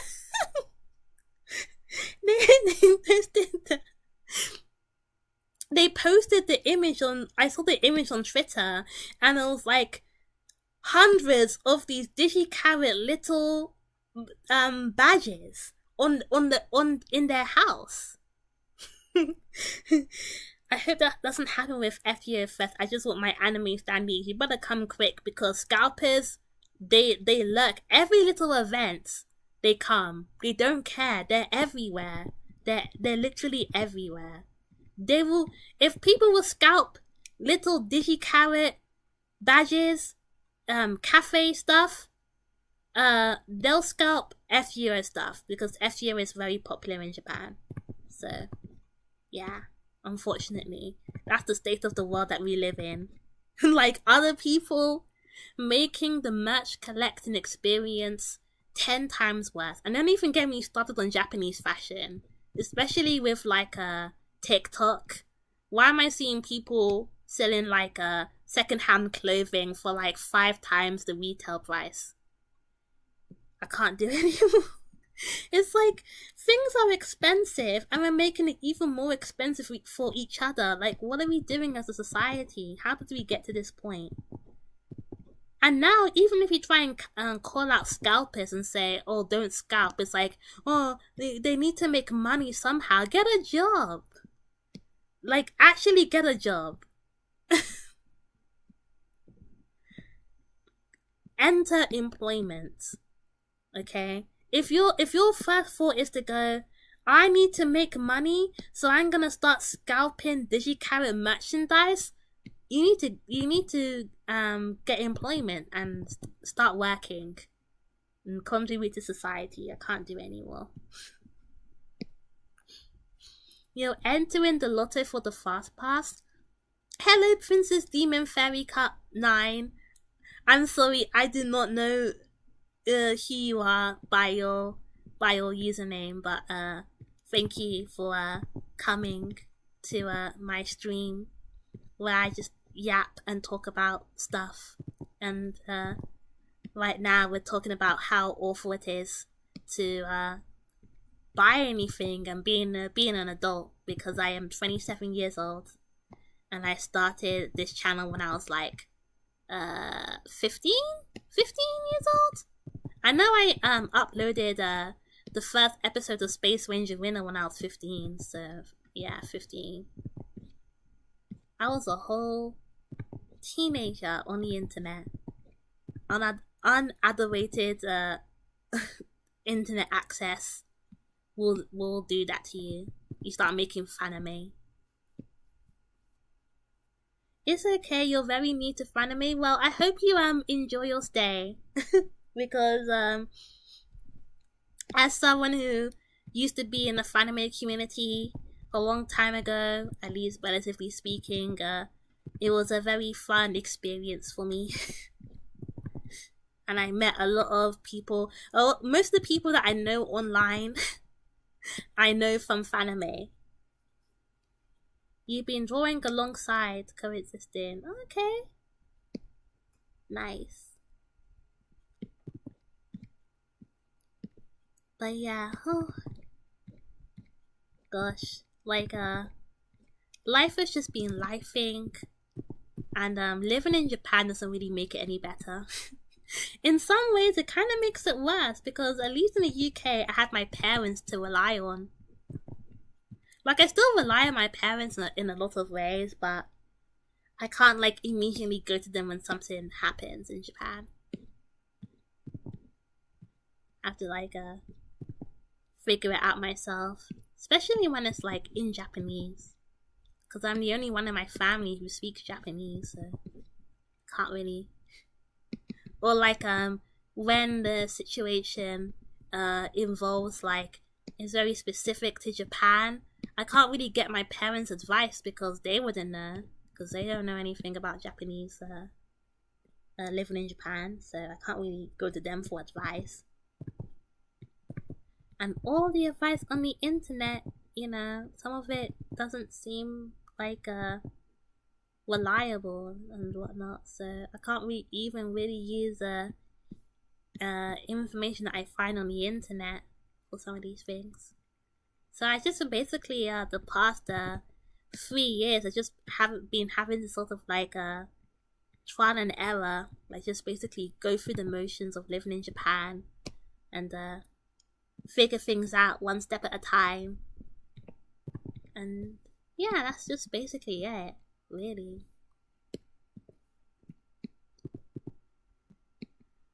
Whew. I wouldn't say I'm nearly done, but I've made a lot of progress on this drawing, but it still needs a bit more work. But yeah, I don't know what I'm gonna do, like in the next like when I'm 30.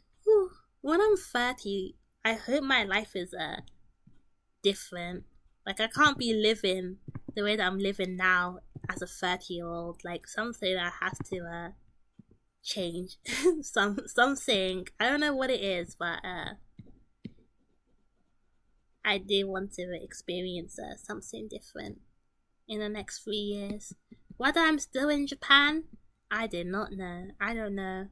But for the time being, I will still be living in Japan because, yeah, This is where my job is, and I have friends and a boyfriend, so I kind of have a life here that I have to live.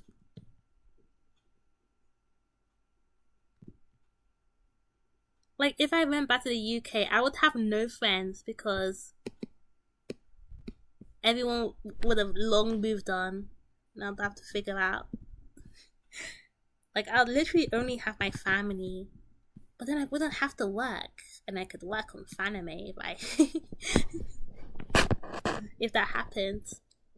I'll just be a unemployed 27-year-old living at home with my parents, working on Fanime, or just drawing really. But right now I am living in Japan.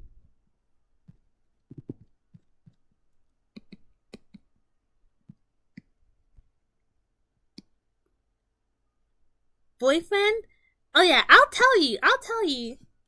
Just wait. I don't know. Maybe I don't know if you'd be able to see him because he's quite busy, but I'll definitely show you a picture of him and everything. I will tell you about my boyfriend. But yeah, that's you know, like when YouTubers will make like life updates,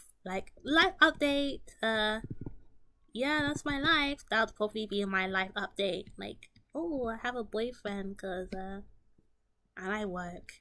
The working thing being like the least entertaining thing in the update. But yeah, before my boyfriend, I have like so many. I'll tell you, but I have so many crazy dating stories in Japan. When I was still a student, I would like, I don't know how I did it. I would like go I would go to class, and then after class I would like go on dates. But that's how I would like eat. Because as a student I was not rich. I was like I mean, I'm still not rich right now, but dating is how I would like eat. Like, oh, you wait, isn't your boyfriend coming with you to Japan? Oh, you've been dating for a year and a half? Well, that's so nice. Yes, please tell me about your boyfriend. But yeah, I have like so many crazy dating story times, and I kind of thought maybe I should make. I was like half like inclined to make a video, like a story time video, but that'd be like so out of left field for my content. Imagine just like I'm randomly like dating story in Japan. Like, who cares? Like, who are you? I don't even think most people who follow me know what I look like in real life. I mean, if you go to my Twitter, there are photos, but I don't think I've ever posted a video of myself with my face on YouTube. So I don't even know what I don't even think the average person he's gonna he's gonna hang with his friends in the area. Okay, cool. I don't even think the average person who only follows me on YouTube knows what I look like. So imagine if I just randomly made a video and it's just me and I'm like, hi guys, I live in Japan. Oh, you haven't been in a relationship since 2020? Oh, well, that's good. I mean, like, you don't have to be in a relationship. I mean, like, I've only started dating this person since last December, so all that time I wasn't really dating and more focusing on my studies and myself. So that's like that's a perfectly fine way to live. Like, there's no real need to be in a relationship, really. I'm really in a relationship because I want to, but I don't really need to, honestly. No shade to my boyfriend because I care about him very much, but it's true. The GC Canon event. One of the craziest ones was like, so like, I went on a date with this gym bro, and I don't know why, because I don't really like gym bros. Like, I don't really like men. Like, not to say that like working out and like not and looking after yourself, that's cool and it's very admirable. But I just didn't really like the whole like muscly guy. Like I can admire the physique, but I just don't really. It's not something that I really look for in men or people in general. Like I don't really care. So, one time, like we're talking over the phone. Tell me why I had this man. You've been with your partner for over 10 months now? Oh, congratulations! 10 months? That's very nice. Tell me why this guy starts talking to me about Dragon Ball Z and like lore, and it's like 2 a.m. and I'm just listening to this guy yap about Dragon Ball Z at 2 a.m. in the morning for no reason. And he's like telling me like, and this happened, and that happened, and I'm like, yeah. You were single for 6 years? Oh my gosh. Yeah, I've like never really been in a long term relationship with somebody before I started dating my current partner. So I get that. I get not being in a relationship. Like I just didn't really. I would like go on dates because I'm like, okay, this is the adult thing to do, and they would like never work out ever. Dragon Ball Z and Jimbo like peanut butter and jelly. Like, why do they always want to talk about Dragon Ball Z? I don't get it. I don't get it. So I'm listening to this guy yap about Dragon Ball Z and Frieza in like 2 a.m. in the morning. I'm tired. I'm just listening to him talk. Like, I was like about to fall asleep, and this guy would not stop talking about him. And then another time, he's like, and this guy would like always tell me like eat protein, go to the gym, blah blah blah, which is like important. Like I do go to the gym like sometimes, so I'm not against going to the gym, and but sometimes you don't want to go outside and you kind of just want to be a couch potato and stay at home. Like that, I'm not the only one. Okay, I know other people hate exercise too. Like some people, I exercise because it's good for me, but I don't actually like to exercise. Like it's sweaty. I get sweaty. It's tiring. Just basically doing the same thing over and over again, and it's not fun, really. But I'll do it because I have to. But I made a joke. I look back on my breakup last time because the Tangerine saw it firsthand. The horrors. Because they want to look like Goku. True, that is one motivator for some people who go to the gym. But I don't know if this guy wanted to specifically look like Goku. I just think this guy just wanted to work out. I don't know. But and be fit.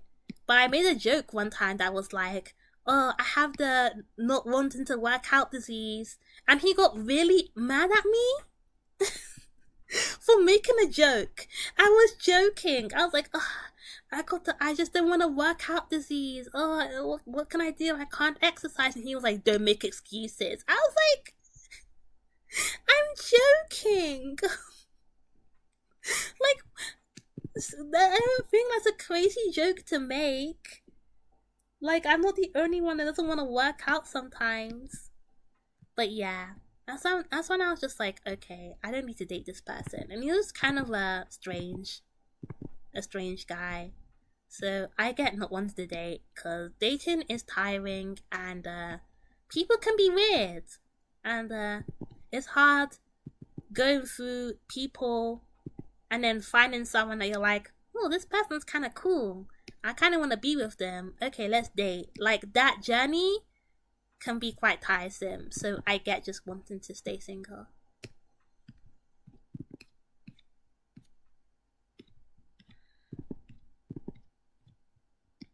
Because even my current relationship, I was like, like, I don't know, like, can I even function in a relationship? Because I can be the type of person who's just like, stays to myself and, doesn't like I don't need to see people all the time And sometimes I'll have my days where I just get too tired to want to talk to anybody. And I'm like, okay, that's not conducive for a relationship. I don't really feel that way with my boyfriend. Like, I do want to talk to him quite often and stuff. So that's a change that I didn't think I would see in myself at the very least. So yeah. Yeah, I don't know. Yeah. Relationships, they are interesting to say the least, and they can tell you a lot about yourself and what you want. Cause going on dates in Japan made me realize that like I should have probably dated in the UK and then came to Japan and like starting to date fresh without no real dating experience before Japan, and then jumping into a whole different culture probably wasn't the best thing to do in hindsight, but I just didn't care at the time when I was still living in the UK, so what could I do? I was like way more interested in like getting my education and drawing, I guess, because that's what I was really doing before I left Japan. Oh no, before I left to go to Japan, I was just drawing and working odd jobs. This was like pandemic time. The pandemic was like another time that I really had a lot of free time, but it was also kind of strange because it kind of made me feel like useless, I guess, because I didn't know what I was gonna do at that time. And I spent most of my time at home, obviously, because it's the pandemic. But I didn't really have like a job. So I kind of had to do like odd jobs here and there. Like whatever I could get. And one of the jobs that I got, I don't know why I'm suddenly talking about like pandemic time, but one of the jobs that I got was this editing job for like novels. So it was like advertised online, and it was like, oh, your job would be to do editing for this novel. It was small indie publisher, blah blah blah. So I'm like, okay, I can do that. I can edit this person's novel. And turns out I go to their website and it kind of looks a bit fishy. Like, those people who want to be New York Times bestsellers, but they don't have the resources. So they try to like make their own publishing company, but it's not really a publishing company. It's just basically like them, like all they publish is just the person who made the company's book, because they don't publish anything else. It was one of those. And I'm looking at the stuff they do, and I'm like, well, money is money. I mean, if they're gonna pay me. So I took the job, and then I get the book, and this book, oh my gosh, like, I might still have it somewhere, but it was legit one of the worst books I've ever read in my whole life. Probably the worst book I've ever read in my whole life. It was basically like, imagine a light novel, okay? You know how like, or like a power scaling webtoon. You know those stories where like the main character is like the strongest person in their world, and they're so amazing and awesome, and all the girls love him, and all the guys want to be him, and anybody that ever defies him is like beat to a pulp, like those type of stories. It was like that, but the guy, the main character, was like a middle-aged British guy. So imagine the main character being this like washed up British man, but like suddenly he's like the most important guy in the world, or in the UK, I guess, in this story, and everybody wants to be him. And every female character was just like solely existed for men. It was like none of the female characters had a personality. They were just and the most awful things would happen to these female characters. Like, I'm not even gonna describe some of the stuff that happened in that story, but let's just say that the women did not have a great time in the story, and I'm just like reading it, and it's like the most racist, sexist thing I've ever laid eyes on. So I go back to the people who advertised the job, and I'm like, this book is crazy. You did not let me know that what I'll be editing is basically like awful middle-aged British guy wish fulfillment. And they were like, oh, like you're not the only person who's had complaints.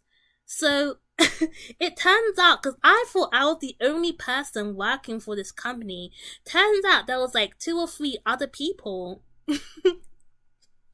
who were also working for this company, but the company made it a point to not let us know that we were working none of us knew other people were working for this company. We were all under the impression that we were the only people working part-time for this company.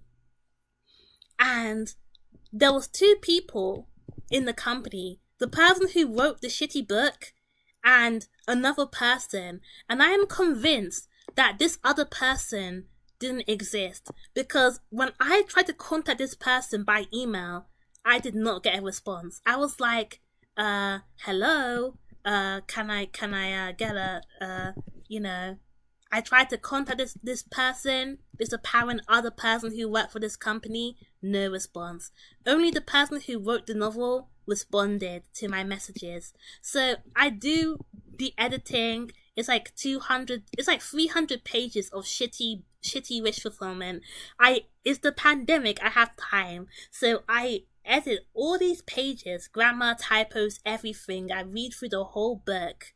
And I'm done. So obviously I've been working. So I told the person, like, yeah, I did these hours from these days. You need to pay me X amount of money. And he pays me like half. He pays me half of the money. And he's like, I'll wire you the other half of your paycheck. He never wires me the other half of my paycheck. And I'm like, you can't be serious. You had me edit this shitty book, and now you don't want to pay me my money? And it's the pandemic. I can't go to the house. This is all happening online. So I'm just like, wow. There goes, like, I don't know, a few hours of work, with my life. And yeah, those people never contacted me ever again. And then when I complained to the guy about being like, the not getting the money, he was like, oh, so you think we're trying to scam you? You think we're not gonna pay the money? You literally haven't. I'm not saying anything. I'm just asking you to pay me the amount that you're supposed to pay me, and you're acting like I'm pestering you, like I'm trying to like scam you in. Like, no, you're scamming me. So yeah, that was the stuff I was experiencing during the pandemic. Fun times. So I guess like in comparison, I'm living it up because at least I'm not being scammed by a weird British guy trying to make wish fulfillment light novels. Like, oh my gosh, that book was awful. Like, really, really bad. Like, actually, like, never write again. Like, put the pen down. Like, just stop. Don't cook again. But yeah, that was like the pandemic. Like, everybody was trying to scam each other back then because nobody had money. So nobody was trying to actually pay people. So he got free work because he could just basically pay me like a little bit of money and be like, that's enough. And then take my work that I did for his novel and just scamper off it because he was never going to proofread his own work. So why not get a desperate 20-year-old to do it for him, 20-something-year-old?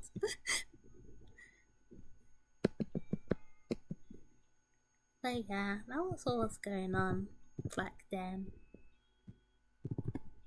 And yeah, once I found out that I was not the only person being scammed, it was crazy. It was like a whole drama unfolding before my eyes. I was like, oh my gosh, people. At that point, I'd never experienced like working and not getting paid by the amount that I'm owed. I'd never experienced it. I just thought that, like, no, he wouldn't. Like, nobody would do that. I don't know. I don't know. It probably was because it was indie publishing. Like, it wasn't like an actual publisher. Like, he just basically made a front, like a fake company. He probably just wanted to get his shitty self-published novel edited, so he made a fake company, paid out of pocket, and scammed people to get free work. Probably. That's my theory, and it's the theory that makes the most sense because I can't imagine anybody else working for his company. No one, the second person who was supposedly working for his company, never responded beyond the first day of me on the job, and the person who wrote the novels hardly communicated with me unless it was to get my work.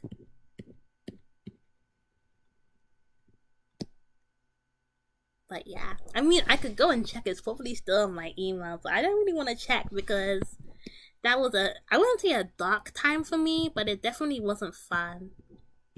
And obviously, my family's the type of family where it's like, any work is better than no work, so, I was just trying to keep busy during those times. And that's what led me down. It led me down a path of not getting paid.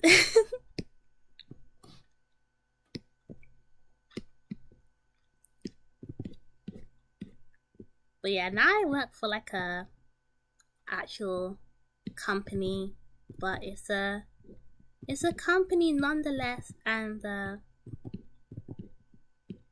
yeah, I mean, I'm not gonna say anything negative about the company that I work for because they have like strict NDA laws, so they don't really allow me to say anything about the company or my experience working there or whatever. But I'll just say it's a typical Japanese company and leave it at that, and all the things that comes with working at a Japanese company.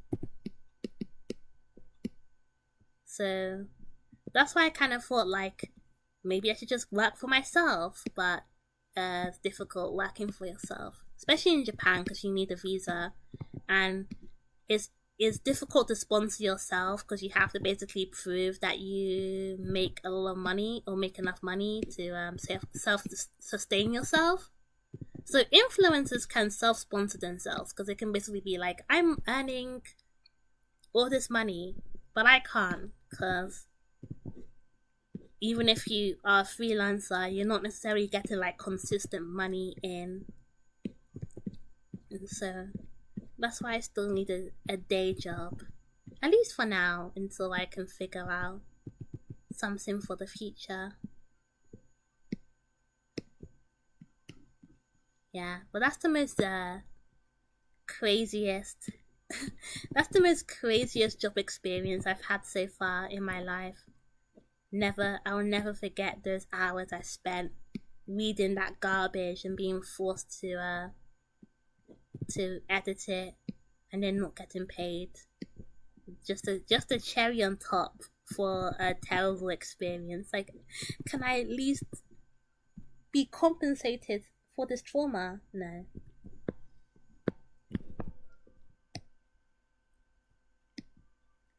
But what else? And then after the pandemic, yeah, basically after the pandemic, I went to Japan and that's it, really.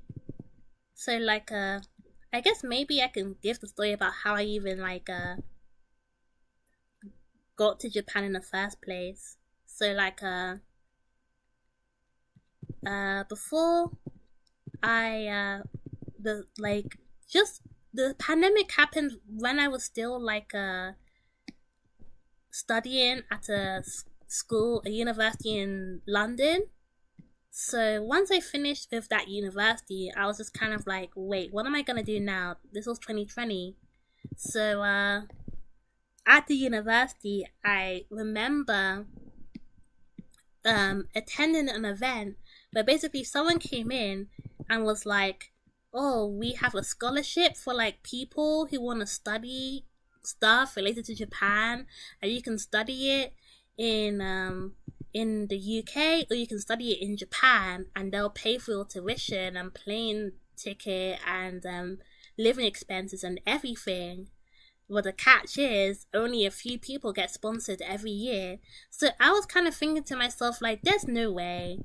There's no way. I mean, like, it's highly competitive. Like, the best people, the top researchers who study Japanese or things related to Japan apply for this scholarship because it's a really competitive scholarship. So you had your final semester of college in the pandemic. Me too. I never got to have a graduation.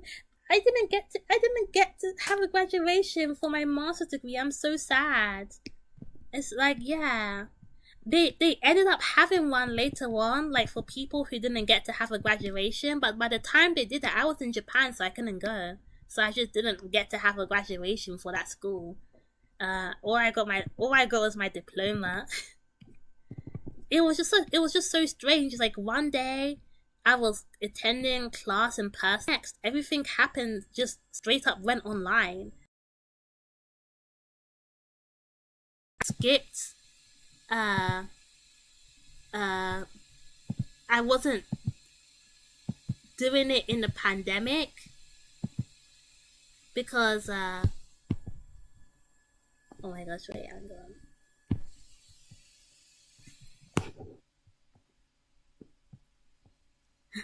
My laptop is like overheating a little bit. But yeah, like, cause if it was like in the pandemic as a high school, it would have been even worse. Oh wait, hang on. This isn't good.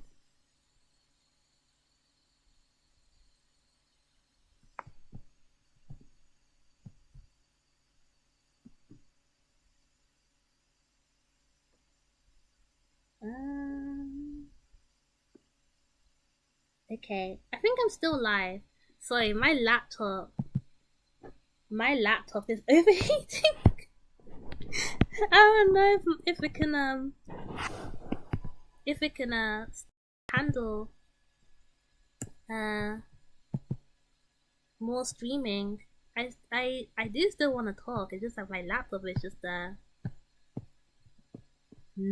doesn't want to survive. Like, it's literally running overtime. Okay, oh, you remember when it happened? I was thinking of an extended spring break. I know, I think what made it worse is that nobody knew what was going on. So everybody just thought like, okay, a week and then we'll all go back to normal, right? And then everybody would just go back and start going to school again. And then they were like, no, everyone's gonna stay in the house for like a whole, yeah, it's 1 a.m. It's 1 a.m. It's fine. I usually sleep in on Saturday, so I don't really care.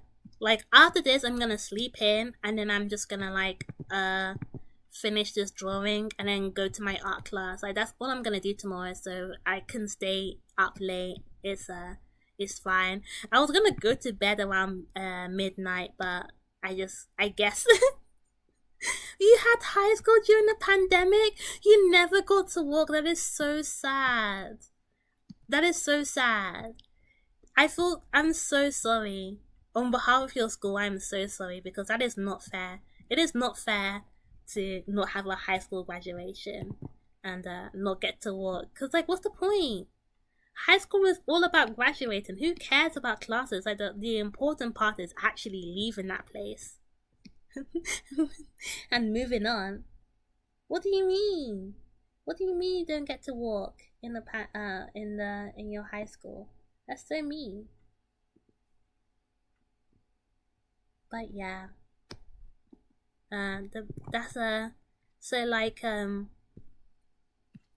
during the pandemic, I was taking my classes online, so I didn't really know what I was gonna do because it was just sort of like a up in the air. Like nobody knew what was going to happen. In I don't know, like a few months. So I remember the scholarship, and I was like, you know what? Maybe I need a change of environment because at the time, pandemic era, UK during the pandemic was so miserable. It was like the worst place to be. It was so nasty, and I just kind of just didn't want to be there anymore.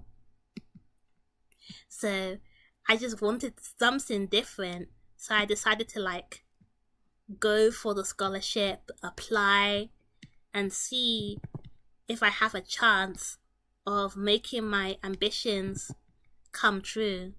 So study in Japan, because I've always wanted to study in Japan, but I never got the opportunity and I never had the money to do so. Because my parents weren't gonna be like, okay, let's give you like so much money to go and study in Japan. Like that wasn't going to happen. So the only thing I could do was to get there was to get this scholarship. So I apply. There's like two stages: the initial thing, and then the interview. So I applied to the initial stage, and then I get an email that's like, "Oh, you passed. You passed the initial stage. You know, interviews will happen on this date. Blah blah blah in London." So I go to the interview. I barely remember what I said in the interview. They basically just asked me a bunch of questions about my research and like what I wanted to do in Japan and why I wanted to go to Japan and all these things. So I just like talked like, I don't know, for about 30 minutes. And then they said like, okay, thank you, like you can go now. So I was like, oh, I'm not gonna get this scholarship. Like, I don't know, I was just yapping. And then I'm on my way home. Like, I remember this part very vividly. I was on my way home on the bus, you know, and they told me then and there, like, oh, you'll know in a few days. So I wasn't expecting to be contacted so soon. So I pick up the phone and they're like, oh, like, we just wanted to call because it was on a Friday as well. So I wasn't gonna know. I was prepared to basically be anxious the entire weekend and then be told next week, the following week.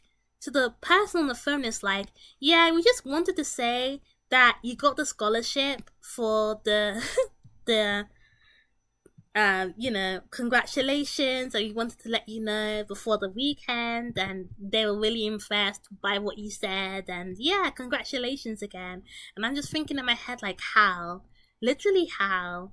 So then I tell my parents, I'm like so happy. I'm like, yeah, I can go to Japan. I'm gonna go to Japan. I'm gonna study in Japan. It's gonna be awesome. Finally, something that isn't being stuck in this miserable country pandemic time.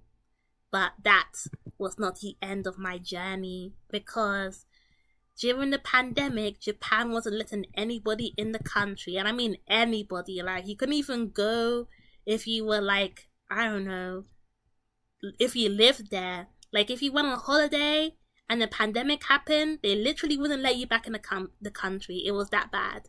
So I couldn't go for my first semester. So you're thinking like, wait, if you are attending a school in Japan and you live in the UK, doesn't that make the time difference like really crazy? Yes. So I was taking classes. I don't know how I did it, but I was taking classes at like 3 a.m. in the morning for 4 months. I would live my life in the UK, go to bed, wake up at like 2 a.m. in the morning, and take classes for like 4 hours until 7 a.m.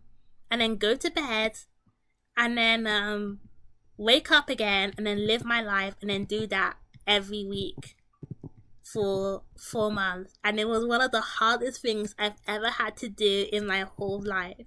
Like, trying to live for 2 time zones was crazy. Like, sometimes I just feel like, come on, wasn't there like a better solution? But what can you do when you're not allowed in the country? So it would be like 3 a.m. and I'm trying to focus on the class over Zoom. It's like everybody's in the classroom talking in real time in Japan, and I'm like on Zoom in the UK. It's dark outside. It's like 2 a.m. in the morning. I'm already tired because I had to wake up and everything. And they're like, so Tanisha or Melty, what do you think? And I'm like, yeah, I think this is great, and I just kind of want to go to bed. And I did that for 4 months until I could go to Japan, which I did in March 2022, and I've been in Japan ever since. So yeah, rundown of my life, or my life in the past 5 years. I think from when's the last time I posted anything fanime related? I think the last time I posted something fanime related was 4 years ago. Yeah, 4 years ago. So basically, right before I left Japan and during the pandemic is when I was still kind of making fanime content. Maybe I should talk a little bit about Pint Size, which was like the second fanime project I was trying to make after Space Winja Rino that didn't quite take off. But I will explain a bit about Pint Size in case anybody cares and what I was trying to do with that story. So Pint Size is basically a story that I made because I was kind of like, wait, you usually see like tall boy short girl duo and tall girl short boy duo, but do you ever see short girl super tired boys? I'm so happy for you. If you want to go to bed, you can. I'm so sorry. But yeah, with Pint Size, I basically just wanted to make a series that was like, what if the boy was short and the girl was short as well, and they were short together? That's basically what Pint Size was about, or was supposed to be about. And it was supposed to be about these 2 characters who, one was like a kind of like a delinquent, and the other was like a model student, and the model student was basically helping the delinquent kind of reintegrate back into school and kind of get along with his classmates. But he was often a target for bullying. So it was basically just a high school drama. Now that I think about it, I don't even know why I wanted to make a story like that. I just think I thought the premise at the time was so interesting. And I kind of wanted to make it happen. You can watch the opening. I did make an opening, so if you go on my channel, you can find the opening for Pint Size and stuff. But let me look at it now, because with a lot of my fanime content, I actually don't look back on it, because not that I'm embarrassed to look back on my old content. It's just that, like, sometimes I feel like I'm a completely different person to the person that made the fanime at the time, if that makes sense. So it's kind of hard to look back on old content and see and understand it as made by me. Like, I'm the person who made this content, even though I am the person who made this content, if that makes any sense. But it is me, and is, you know, I did draw this. I can't explain it. I sound like insane, but Hopefully that makes sense. So all the characters in the opening were supposed to be part of this extended story. And I think another thing that I wanted to do was specifically set it in the UK. So Pint Size is like actually set in the UK, so all the characters would be British and stuff and whatever. So I don't even know how I was going to make it work, because if I wanted that to be the case, I would have to get British voice actors for every character. I don't even know how I would make that happen, because that would basically be me like trying to figure out how to do that. But yeah, that's what Pine Size was about. I don't think I explained it in depth at the time, like what I actually wanted to do with the story and the characters and whatnot, but that was the basic premise of the story. If anyone's interested in knowing what 22-year-old me was trying to create at that point in time, that was it. That was basically it. I wanted to make a fanime set in the UK and make it a high school drama about overcoming bullying and trying to be a better person and stuff. And it was also supposed to have a romance between the two main characters and stuff. Like but I think that's obvious. I don't know. Is it obvious? I don't know. But I kind of made the opening in a way to kind of show their relationship. Like you remember? Thank you. Thank you for remembering Pint Size. But yeah, the main male character, Mies, was supposed to slowly warm up to the main female character over time, and it was supposed to be like this very slow burn, meet cute romance. But I never just quite. And I think the reason why I couldn't make it is because right as I was going to make it, I had to move to Japan, so that just kind of disrupted everything. And then yeah, sad, but you know, maybe I don't know, I could always make pint-sized content, because unlike Space Ranger Winner, where I'd have to get all the voice actors and stuff, and I just don't think it'll be the same getting new people to voice act the characters, because I feel like Rino has a very specific voice. Like if you've ever watched Space Ranger Rino, I guess you'll understand, but Rino has a very specific voice that I just don't think can be easily replicated by somebody else. It has a very certain annoying vibe.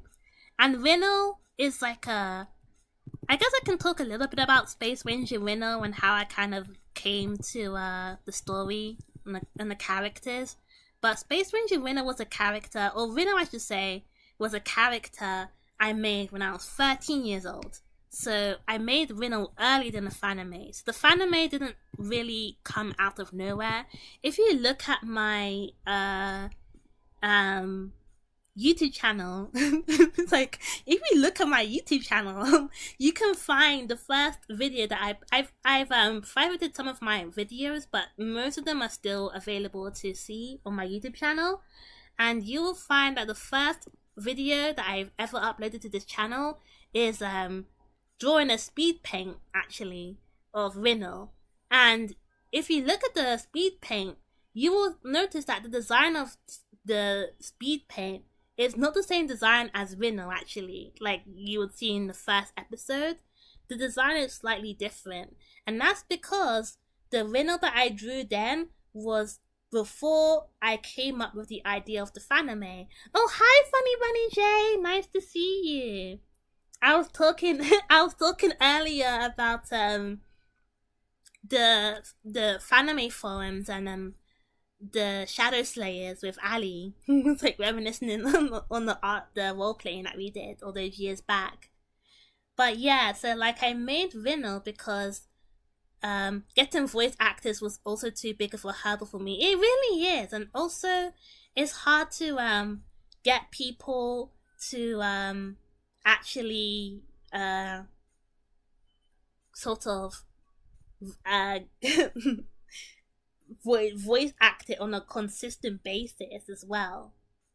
Just looking at my content, and half of the content is copyrighted. Oh my gosh. Well, I'm using I use like music, so that makes sense.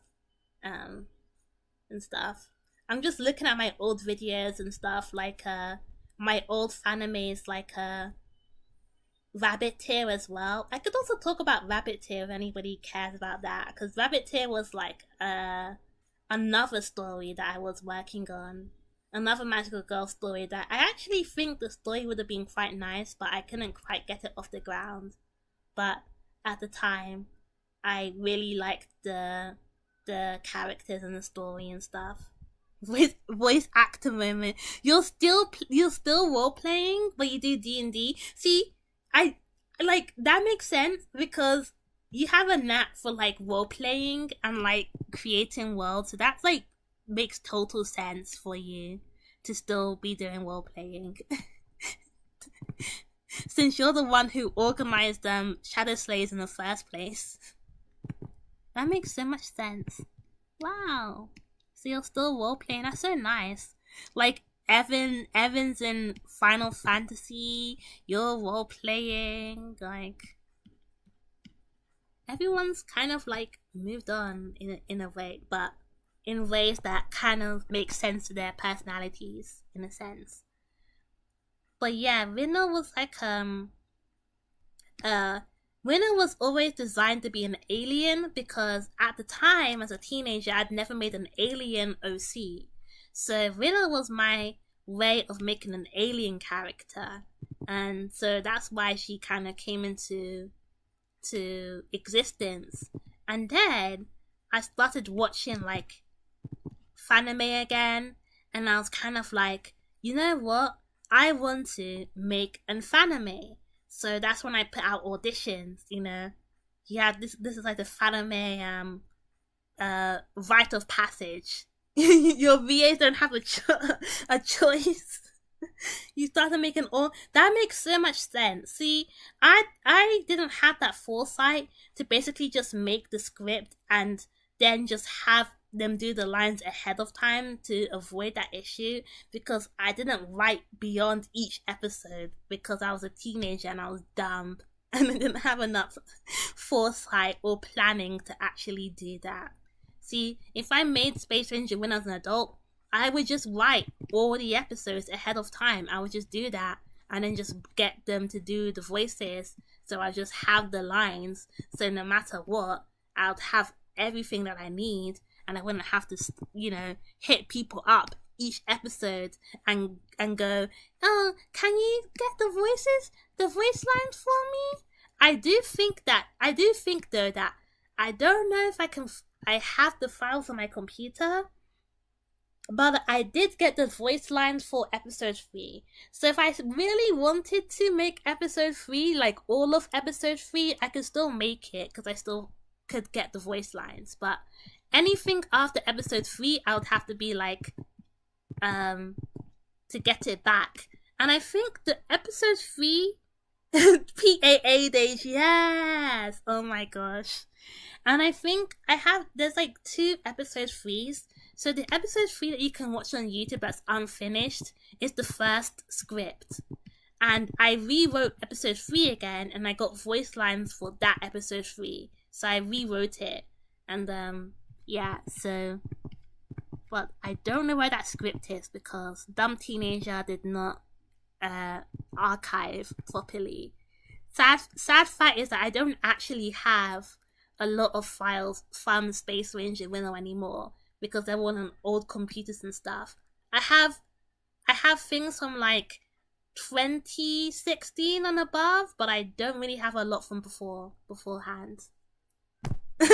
On the other hand, all the voice actors are waiting for you. I mean, it's funny because I do think that the person who voices Haruto, like, he would still sometimes hit me up like a few years back and be like, hey, I'm always down to voice Haruto again, so if you want to make Space Ranger Winnow, I will do the voice.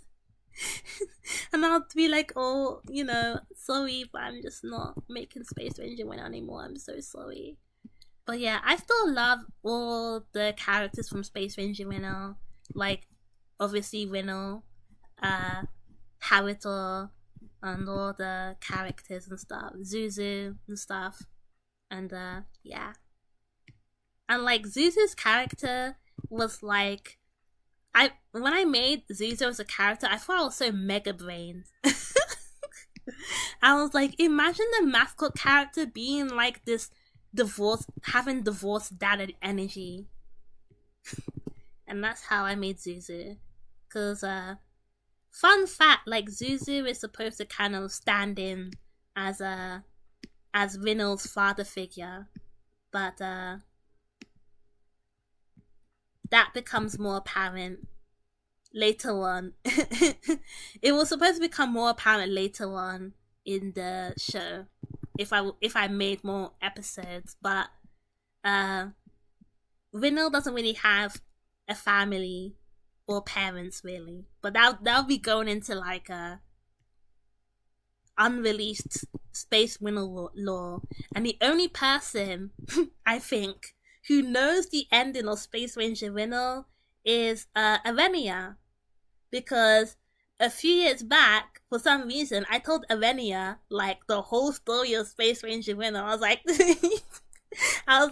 and this is what would happen in Space Ranger Rinno if I was to make the whole series. So she knows. I don't think she remembers, but I did tell her. I do remember telling her what happened in the end, of the story. So she knows.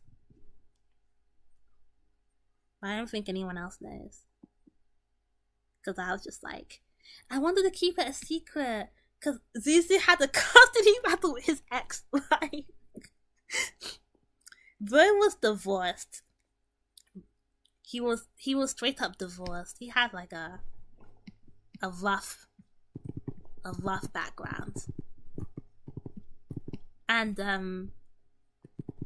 also, like, Space Ranger Winner was also created as sort of like not like a parody, but a love letter to Magical Girl anime. So it's not really a parody, but it is kind of making fun of some Magical Girl tropes, but in a nice way. Not in a bad way, like, haha, Magical Girl show is so funny, but like in I like Magical Girls, so that's why I'm making this show type of way.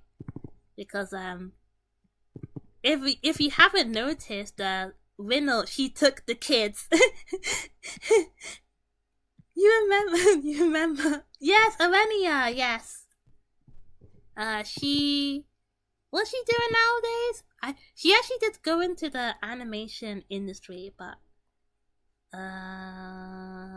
she does VTubing, I think. If you haven't noticed, Rinno is like basically a huge weeaboo. Like, the whole point of her character is that she specifically picks Japan because she gets obsessed with Japanese culture while she's in space. And she's basically like, I'm gonna go to Japan and, experience what I've seen in my mangas and my animes. And then she goes to Japan and it's nothing like that. That's why in episode 1, Haruto was basically hand-holding her because Rinno keeps imagining that certain things are going to happen because she saw in an anime once. So Rinno is supposed to be a huge weeaboo, and her whole character development is her obsessing over Japan to her actually caring about Japan because the people that she loved live in Japan. So that was supposed to be her character development over the story if I had continued making the fanime and the characters. But yeah, that was the story. But I think now that I've been living in Japan for 3 years, if I had to make Space Ranger Winnow again, I think I would change some aspects.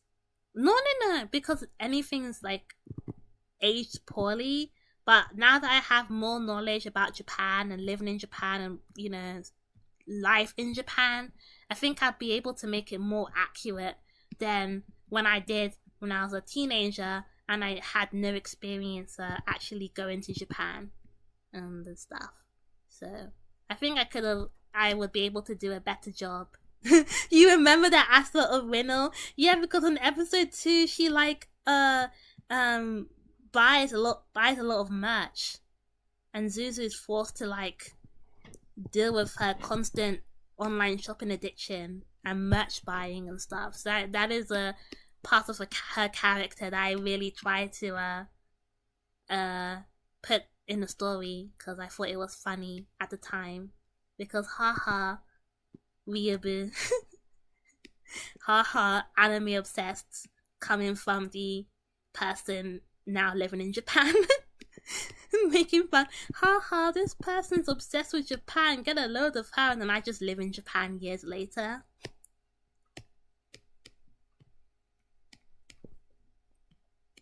But yeah, that was her character.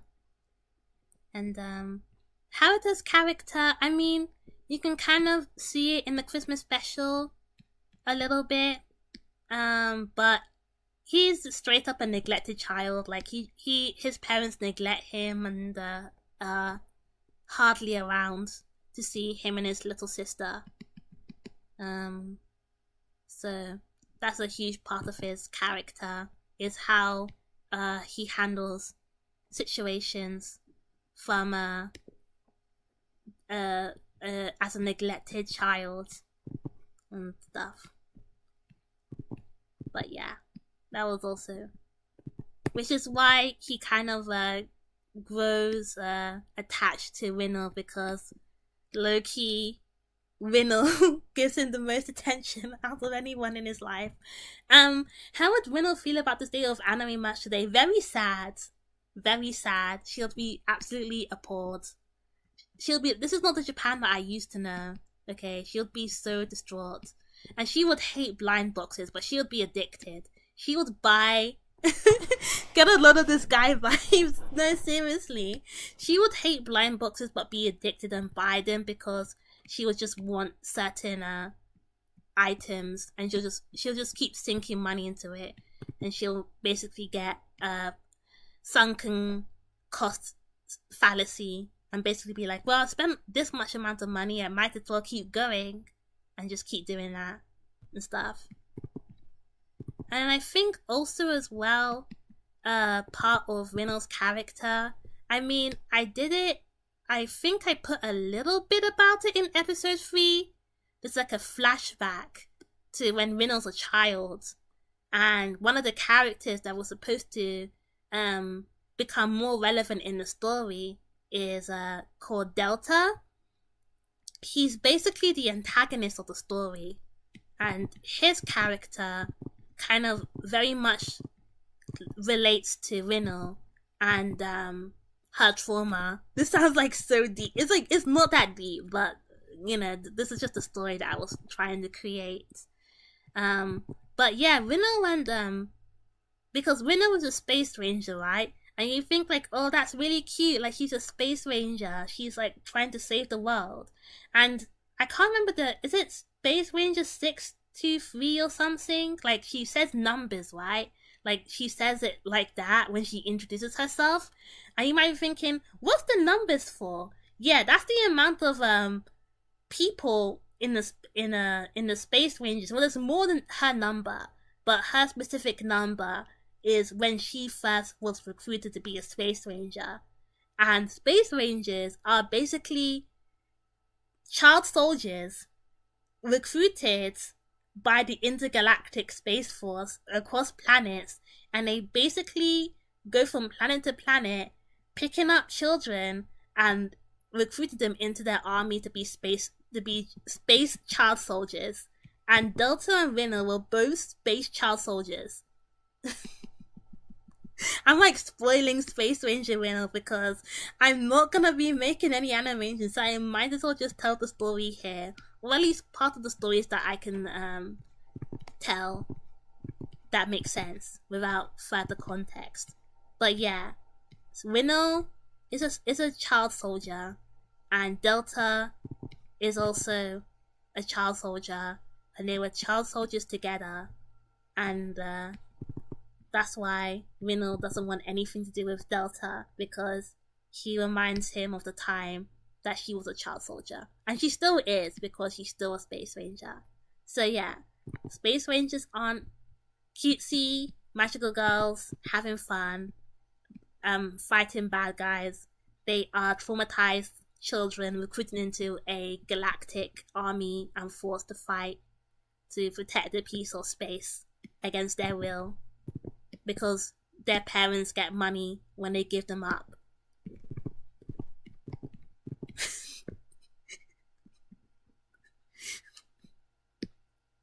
So part of the story was like how a lot of Rino's behavior is like, it is her personality, but it's also a defense mechanism, because as a child she was a lot more reserved and didn't really speak much, and then her attachment to Japanese culture basically allowed her to create a personality that was more friendly and easygoing and stuff.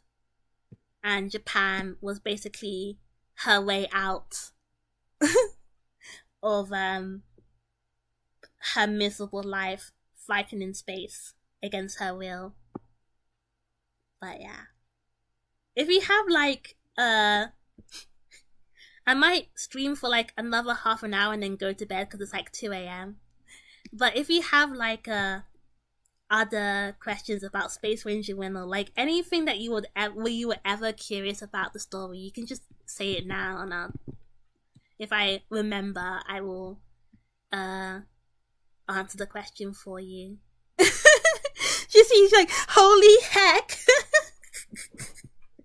Yeah, Space Ranger Space Ranger Will was all about neglect and found family. Like, it is really just a found family story, which is why Zuzu is against Rino interacting with Haruto in the first place. Not because he knows that she's an alien, but because he wouldn't really be able to handle, as a human being, he just wouldn't really be able to handle the trauma that Rino has on a fundamental level. And he basically just wants Rino to finish her mission and get the heck out of Japan and leave. But obviously, part of the story is Rino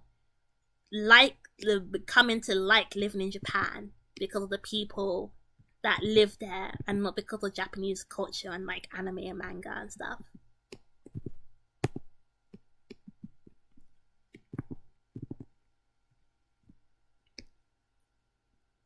Oh, you want to put Rino as a cameo in your comic? You could, you have my permission. You can do, if you really want to, you have my permission to put Rino as a cameo if you really want it. That would be really, really nice. Because people hardly draw Rino nowadays. I don't expect people to, but I haven't seen like Rino fan art in like literal years. It's been 3,000 years. No aliens, but she can suddenly hang out in a big city with her Zuzu blush. Cute! Because I do like Zuzu's design. It's kind of it's easy to draw. Yeah, and stuff. So, that would be cute. But yeah. That was the general story. Well, some of the more, I guess, deeper aspects of Space Ranger Winner that kind of came to be while I was working on the story and stuff. And you can kind of see some of it, some of the character development. I wouldn't say character development, but some of the more darker aspects of the story in episode 3 and the Christmas special. If you really care. Which I don't think most people here do, but if you're curious. But you won't know like what I've told you now because I didn't get far enough to put it directly in the story. But yeah.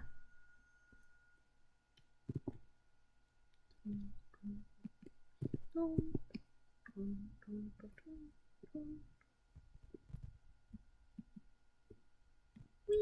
I'm drawing.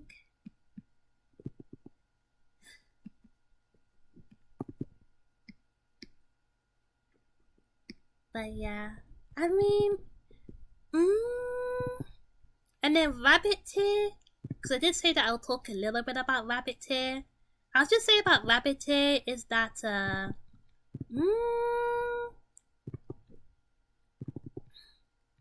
there was supposed to be a lesbian plotline in rabbit tear, but I didn't get far enough. There's supposed to be 2 romances in the story. The main character and whatever the guy's name was called, and then the 2 girls, and there was supposed to be a lesbian plotline and stuff.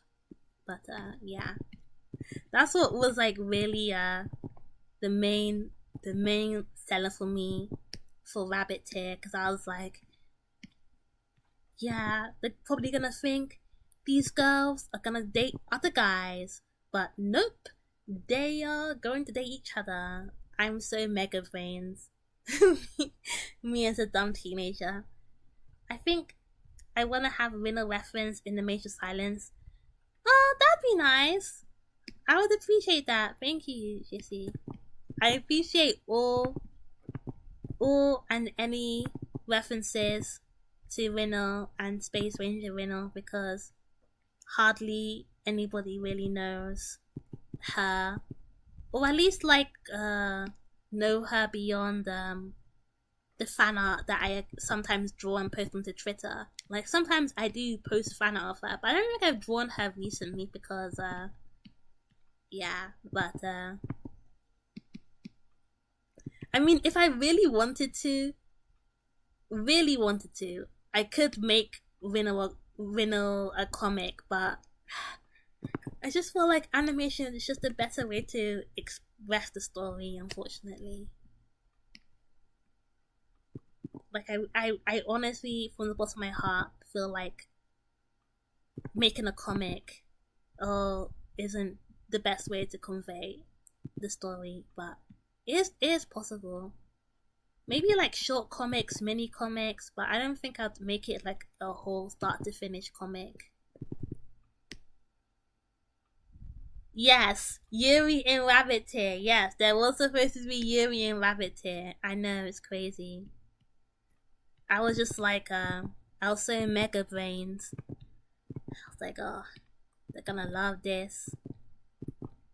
But yes, part of Rabbit Tear's story is that basically the characters all have certain roles to play, and the 2 girls just free go to bed.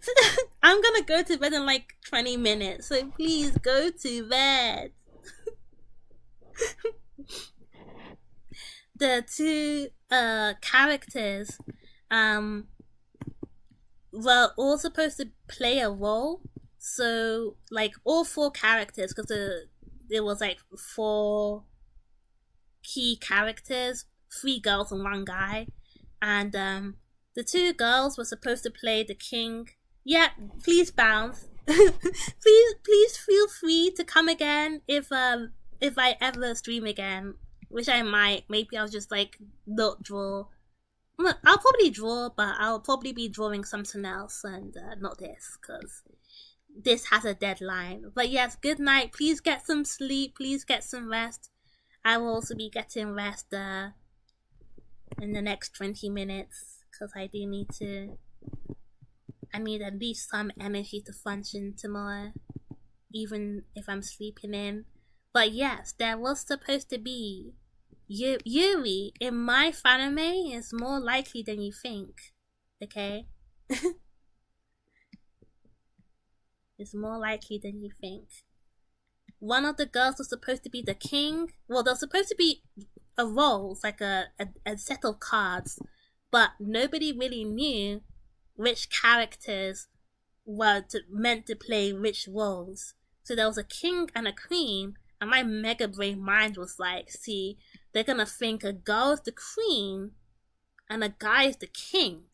But no. the king and the queen are both girls. Okay, let me check my DM now. Let me check my DM now and see the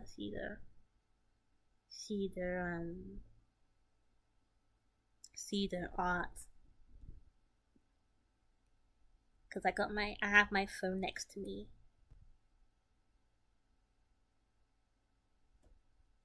Oh my gosh, so cute. No, oh my gosh, I'm like this is so good, Ali. I love this. I love this 10 year anniversary art. Oh my gosh. Wow. Wow. An era. This was so fun. This was so fun. But yeah, oh my gosh. Looking at the it's like I can tell, I know straight away who's Jesse's character is, and I know straight away who Arenia's character is, and I think I know who Shrivet's character is, but I can't know off the top of my head who are the other characters. who made the other characters, because I'm dumb, but I those are the top of my head. I was like, yeah, GC characters was the magician that used fire magic, and your character was the half tiefling, and I was like, the memories came back to me. Oh, that's so nice that you drew it for the 10th anniversary. Yeah, that's really nice. Thank you for sharing that with me. I very much appreciate it, because it's very nice to look back and see, oh my gosh, like, this is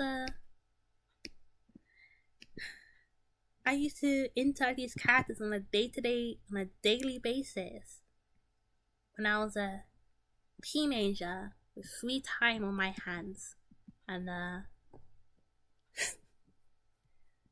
and whatnot.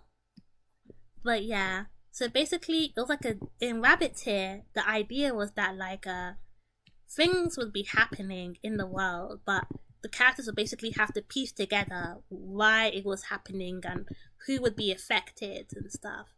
So the two girls were both the queen and the king, and they would get together later on in the story. I was mega brained, but yeah, that's all you need to know about. Oh, half draw. Sorry, Mimisko. Yeah. Mimisko. She was so cute. She was just wholesome.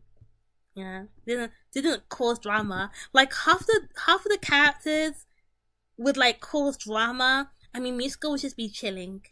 I am gonna go to bed. I'll go to bed by 2:30 because I wanna basically finish this drawing, and then touch it up later on in the day, and then and have it ready by Sunday, because I need to have it ready by Sunday. And I'm one of these people where it's like, if I can't finish a drawing in one sitting, it's like I'm never gonna finish it. So I need to torture myself so that the art can be ready for my friends. And also as well, I don't know, I don't want to go to bed. I've been like, even without streaming, I've been finding it difficult to go to bed lately. Like, it's too hot, and it's not like I'm insomnia. I just can't sleep at a decent time lately. I think once it starts getting cool again, like in the next 2 months, it'll probably get better. But right now, it is unbearable and stuff. But yeah, gosh. And what else? I talked about Rhino. I talked about Rabbit Tier a little bit, as much as I can remember off the top of my head, because a lot of it was just written down. I talked about pint size a little bit, and I think the last fanime that I made that I haven't talked about is Pesh, actually. And Pesh, what can I say about Pesh? Not much, really, because the premise was very simple. A vampire that doesn't want to drink blood befriends a non-verbal adopted child, essentially. And the episodes were very, very short. Like, episode 1 is like only a minute. Despite the drama she's been through, Mimitsuko has been one of the chill. She was so chill. Like, so many characters would be arguing, like fighting. Like, I mean, Mizuko would just be chilling in the corner while everyone is like arguing on what's the best thing to do and like getting angry at each other. And then the Mizuko would be like, guys, let's just chill. It's okay. And everyone would be like, yes, Mizuko, you are so right and so true and so based. We will stop fighting now.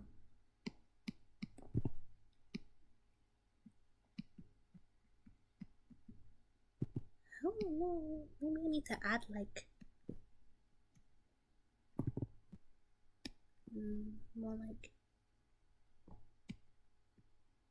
Yeah, makes it better. More eye shines. Yes, Pesh was for a weekly challenge. I think I made 2 weekly challenges, Pesh and Kokoro, I think, which was like a challenge and stuff. So Kokoro was always supposed to just be like a 1 episode thing, and I think I made Pesh have 2 episodes because I kind of wanted to explore the story a little bit more than what 1 episode could allow for. So I kind of like, let me just make another episode. But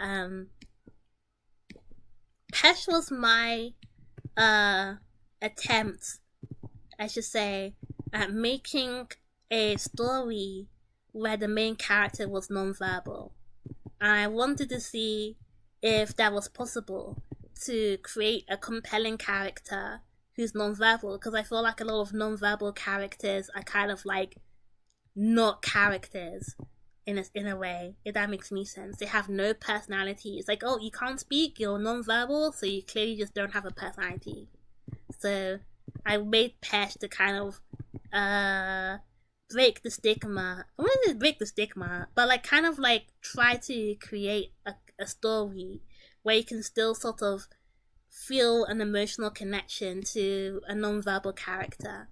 And yeah, that was why I made Pesh. Like, beyond just making it for a weekly challenge, but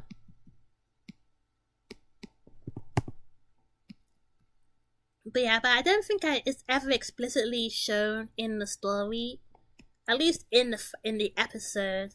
But the person who adopts Pesh, because Pesh doesn't live with her biological parents, the person who adopts Pesh, basically her mother, her adopted mother, is a vampire. But I don't think I ever spelled it out in the story. But yeah, that is the I wouldn't say the twist, but one of the bigger sort of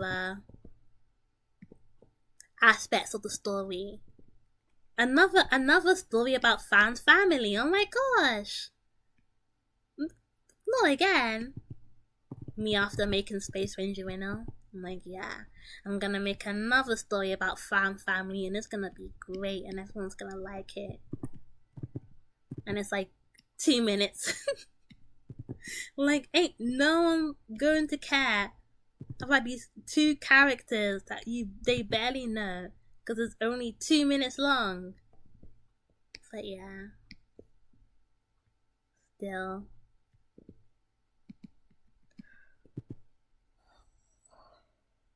Okay, 10 more minutes and I'm out of here, because I've been streaming for like 4 hours straight. So if anyone has like any last questions, or like It can be anything, like anime related, general life related, blah blah blah. Like, I don't really care. I will answer it, and then I will go to bed. Or try to go to bed, because I haven't really been sleeping.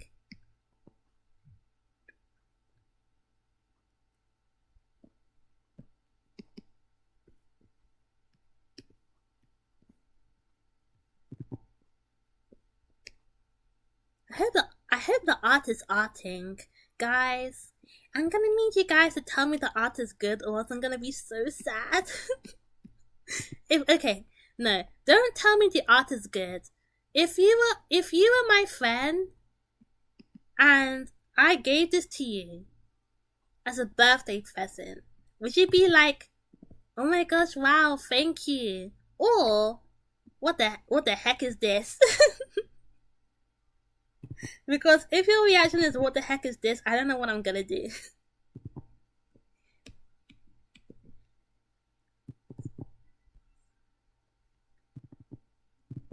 I'm gonna have to figure something out. If your reaction is like, what the heck is this? I'm gonna have to be like, oh my gosh.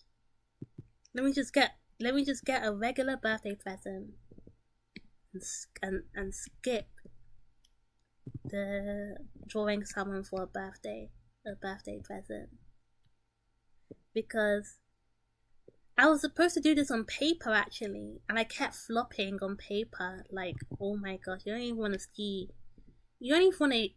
the attempts that I made on paper. They were awful. So that's even why I'm streaming, because I'm just like, you know what? I need a distraction that's gonna keep me drawing, because if I try and draw by myself in my apartment listening to music, I'm gonna stop halfway through and not finish this drawing. So I need something like other people to talk to. The eyes are pretty far apart.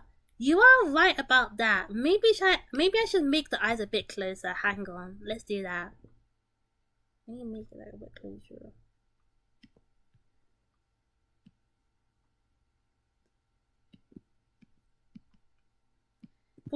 But when I put the eyes closer together, I don't know, like, it makes her look like maybe it's just my eyes. Hang on. It makes it look like a cross-eyed when I put the eyes too close together.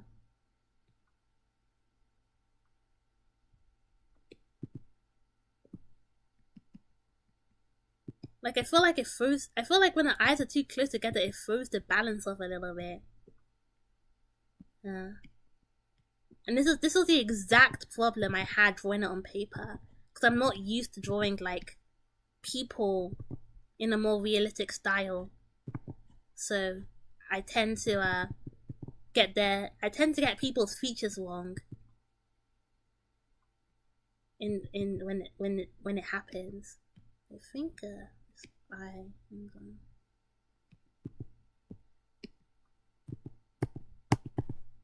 Does that look better?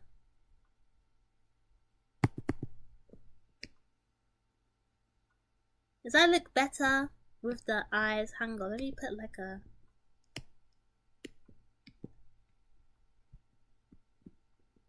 under layer, just so it like doesn't.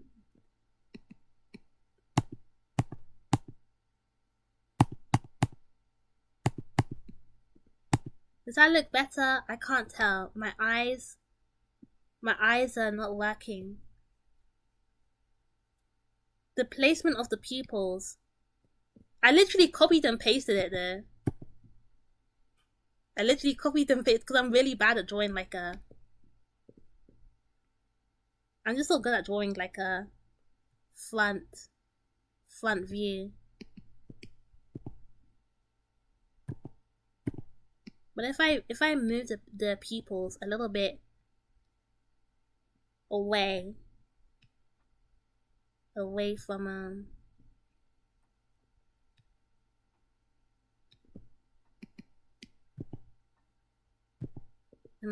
then I fix it a little bit. Hang on, I need to do this before I go to bed, or else I'm gonna wake up in the morning and it's like You know when you draw, you kind of need like sometimes you need a second pair of eyes to help you, because it's like sometimes when I draw, like I get so like uh into it, like I can't tell whether what I'm drawing is good or bad.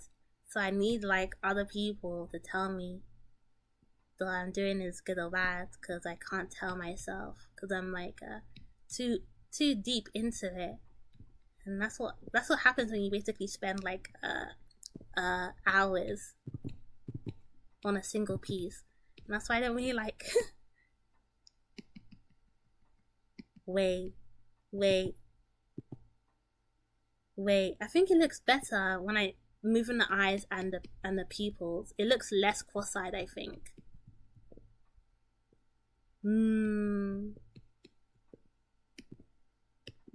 Let me just fix this eye. I think I put the pupils too close to each other.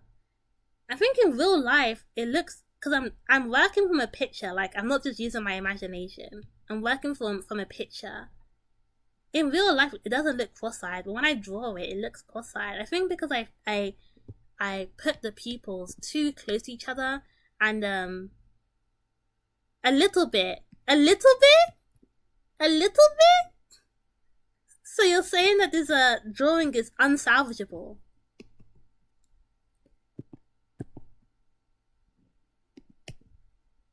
Come on, it has to look less cross-eyed now than it did before. Like I've moved the pupils, like the white space in between the pupil and the corner of the eyes is like so much more now. Like you can actually see the gap more. A little bit? Really? Chat, am I cooked? Am I cooked, chat?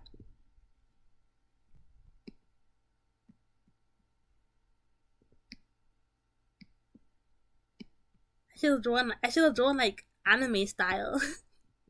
But I wanted to draw like in a more realistic style, because it's like that's what people care about when you draw them. Like the average person, like no one cares about like I won't say no one cares, but like people want to see them like, oh my gosh, it's like me, because you draw me and not just like a cartoon version of me.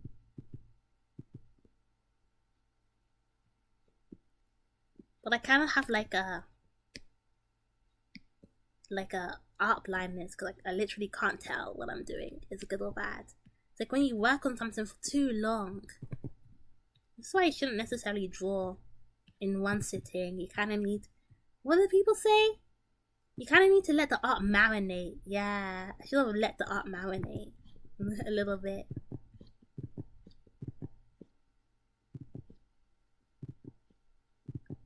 But I just don't have time. I literally wasted all week trying to draw something and it didn't work out. So now I have to like expedite the drawing process. So I literally don't have time to like slowly work on something. Oh, okay. You said that before you made the fixes. Yeah, I'm sorry. My laptop, I'm using like a second-hand laptop, so it's not the best. Let me like okay.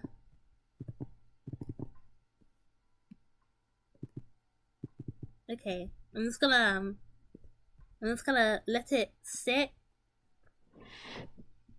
and then now you can give me your thoughts now. But yeah, I think there is a little bit of a delay.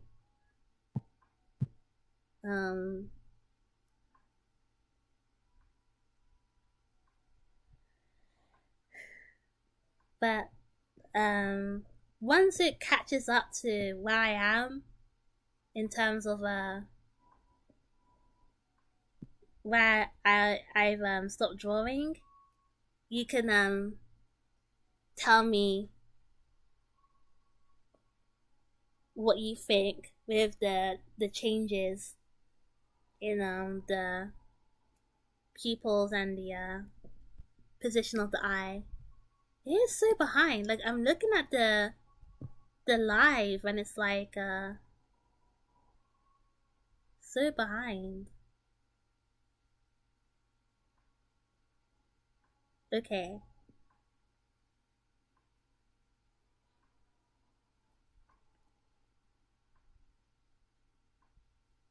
So this is what it looks like right now. Whoops. So before I go to bed, I need your final thoughts, or maybe just tell me like hang on, whoops. Just tell me like if if there's anything that I can kind of do to make the drawing look a little bit better, and I can go to bed, marinate on it, and then come back in the morning or afternoon whenever I wake up, and work on it a bit more and finish the drawing before Sunday. It looks good so far? Really? Really?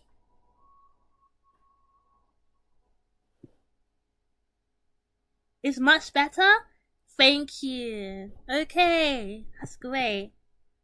Cause I was a bit scared.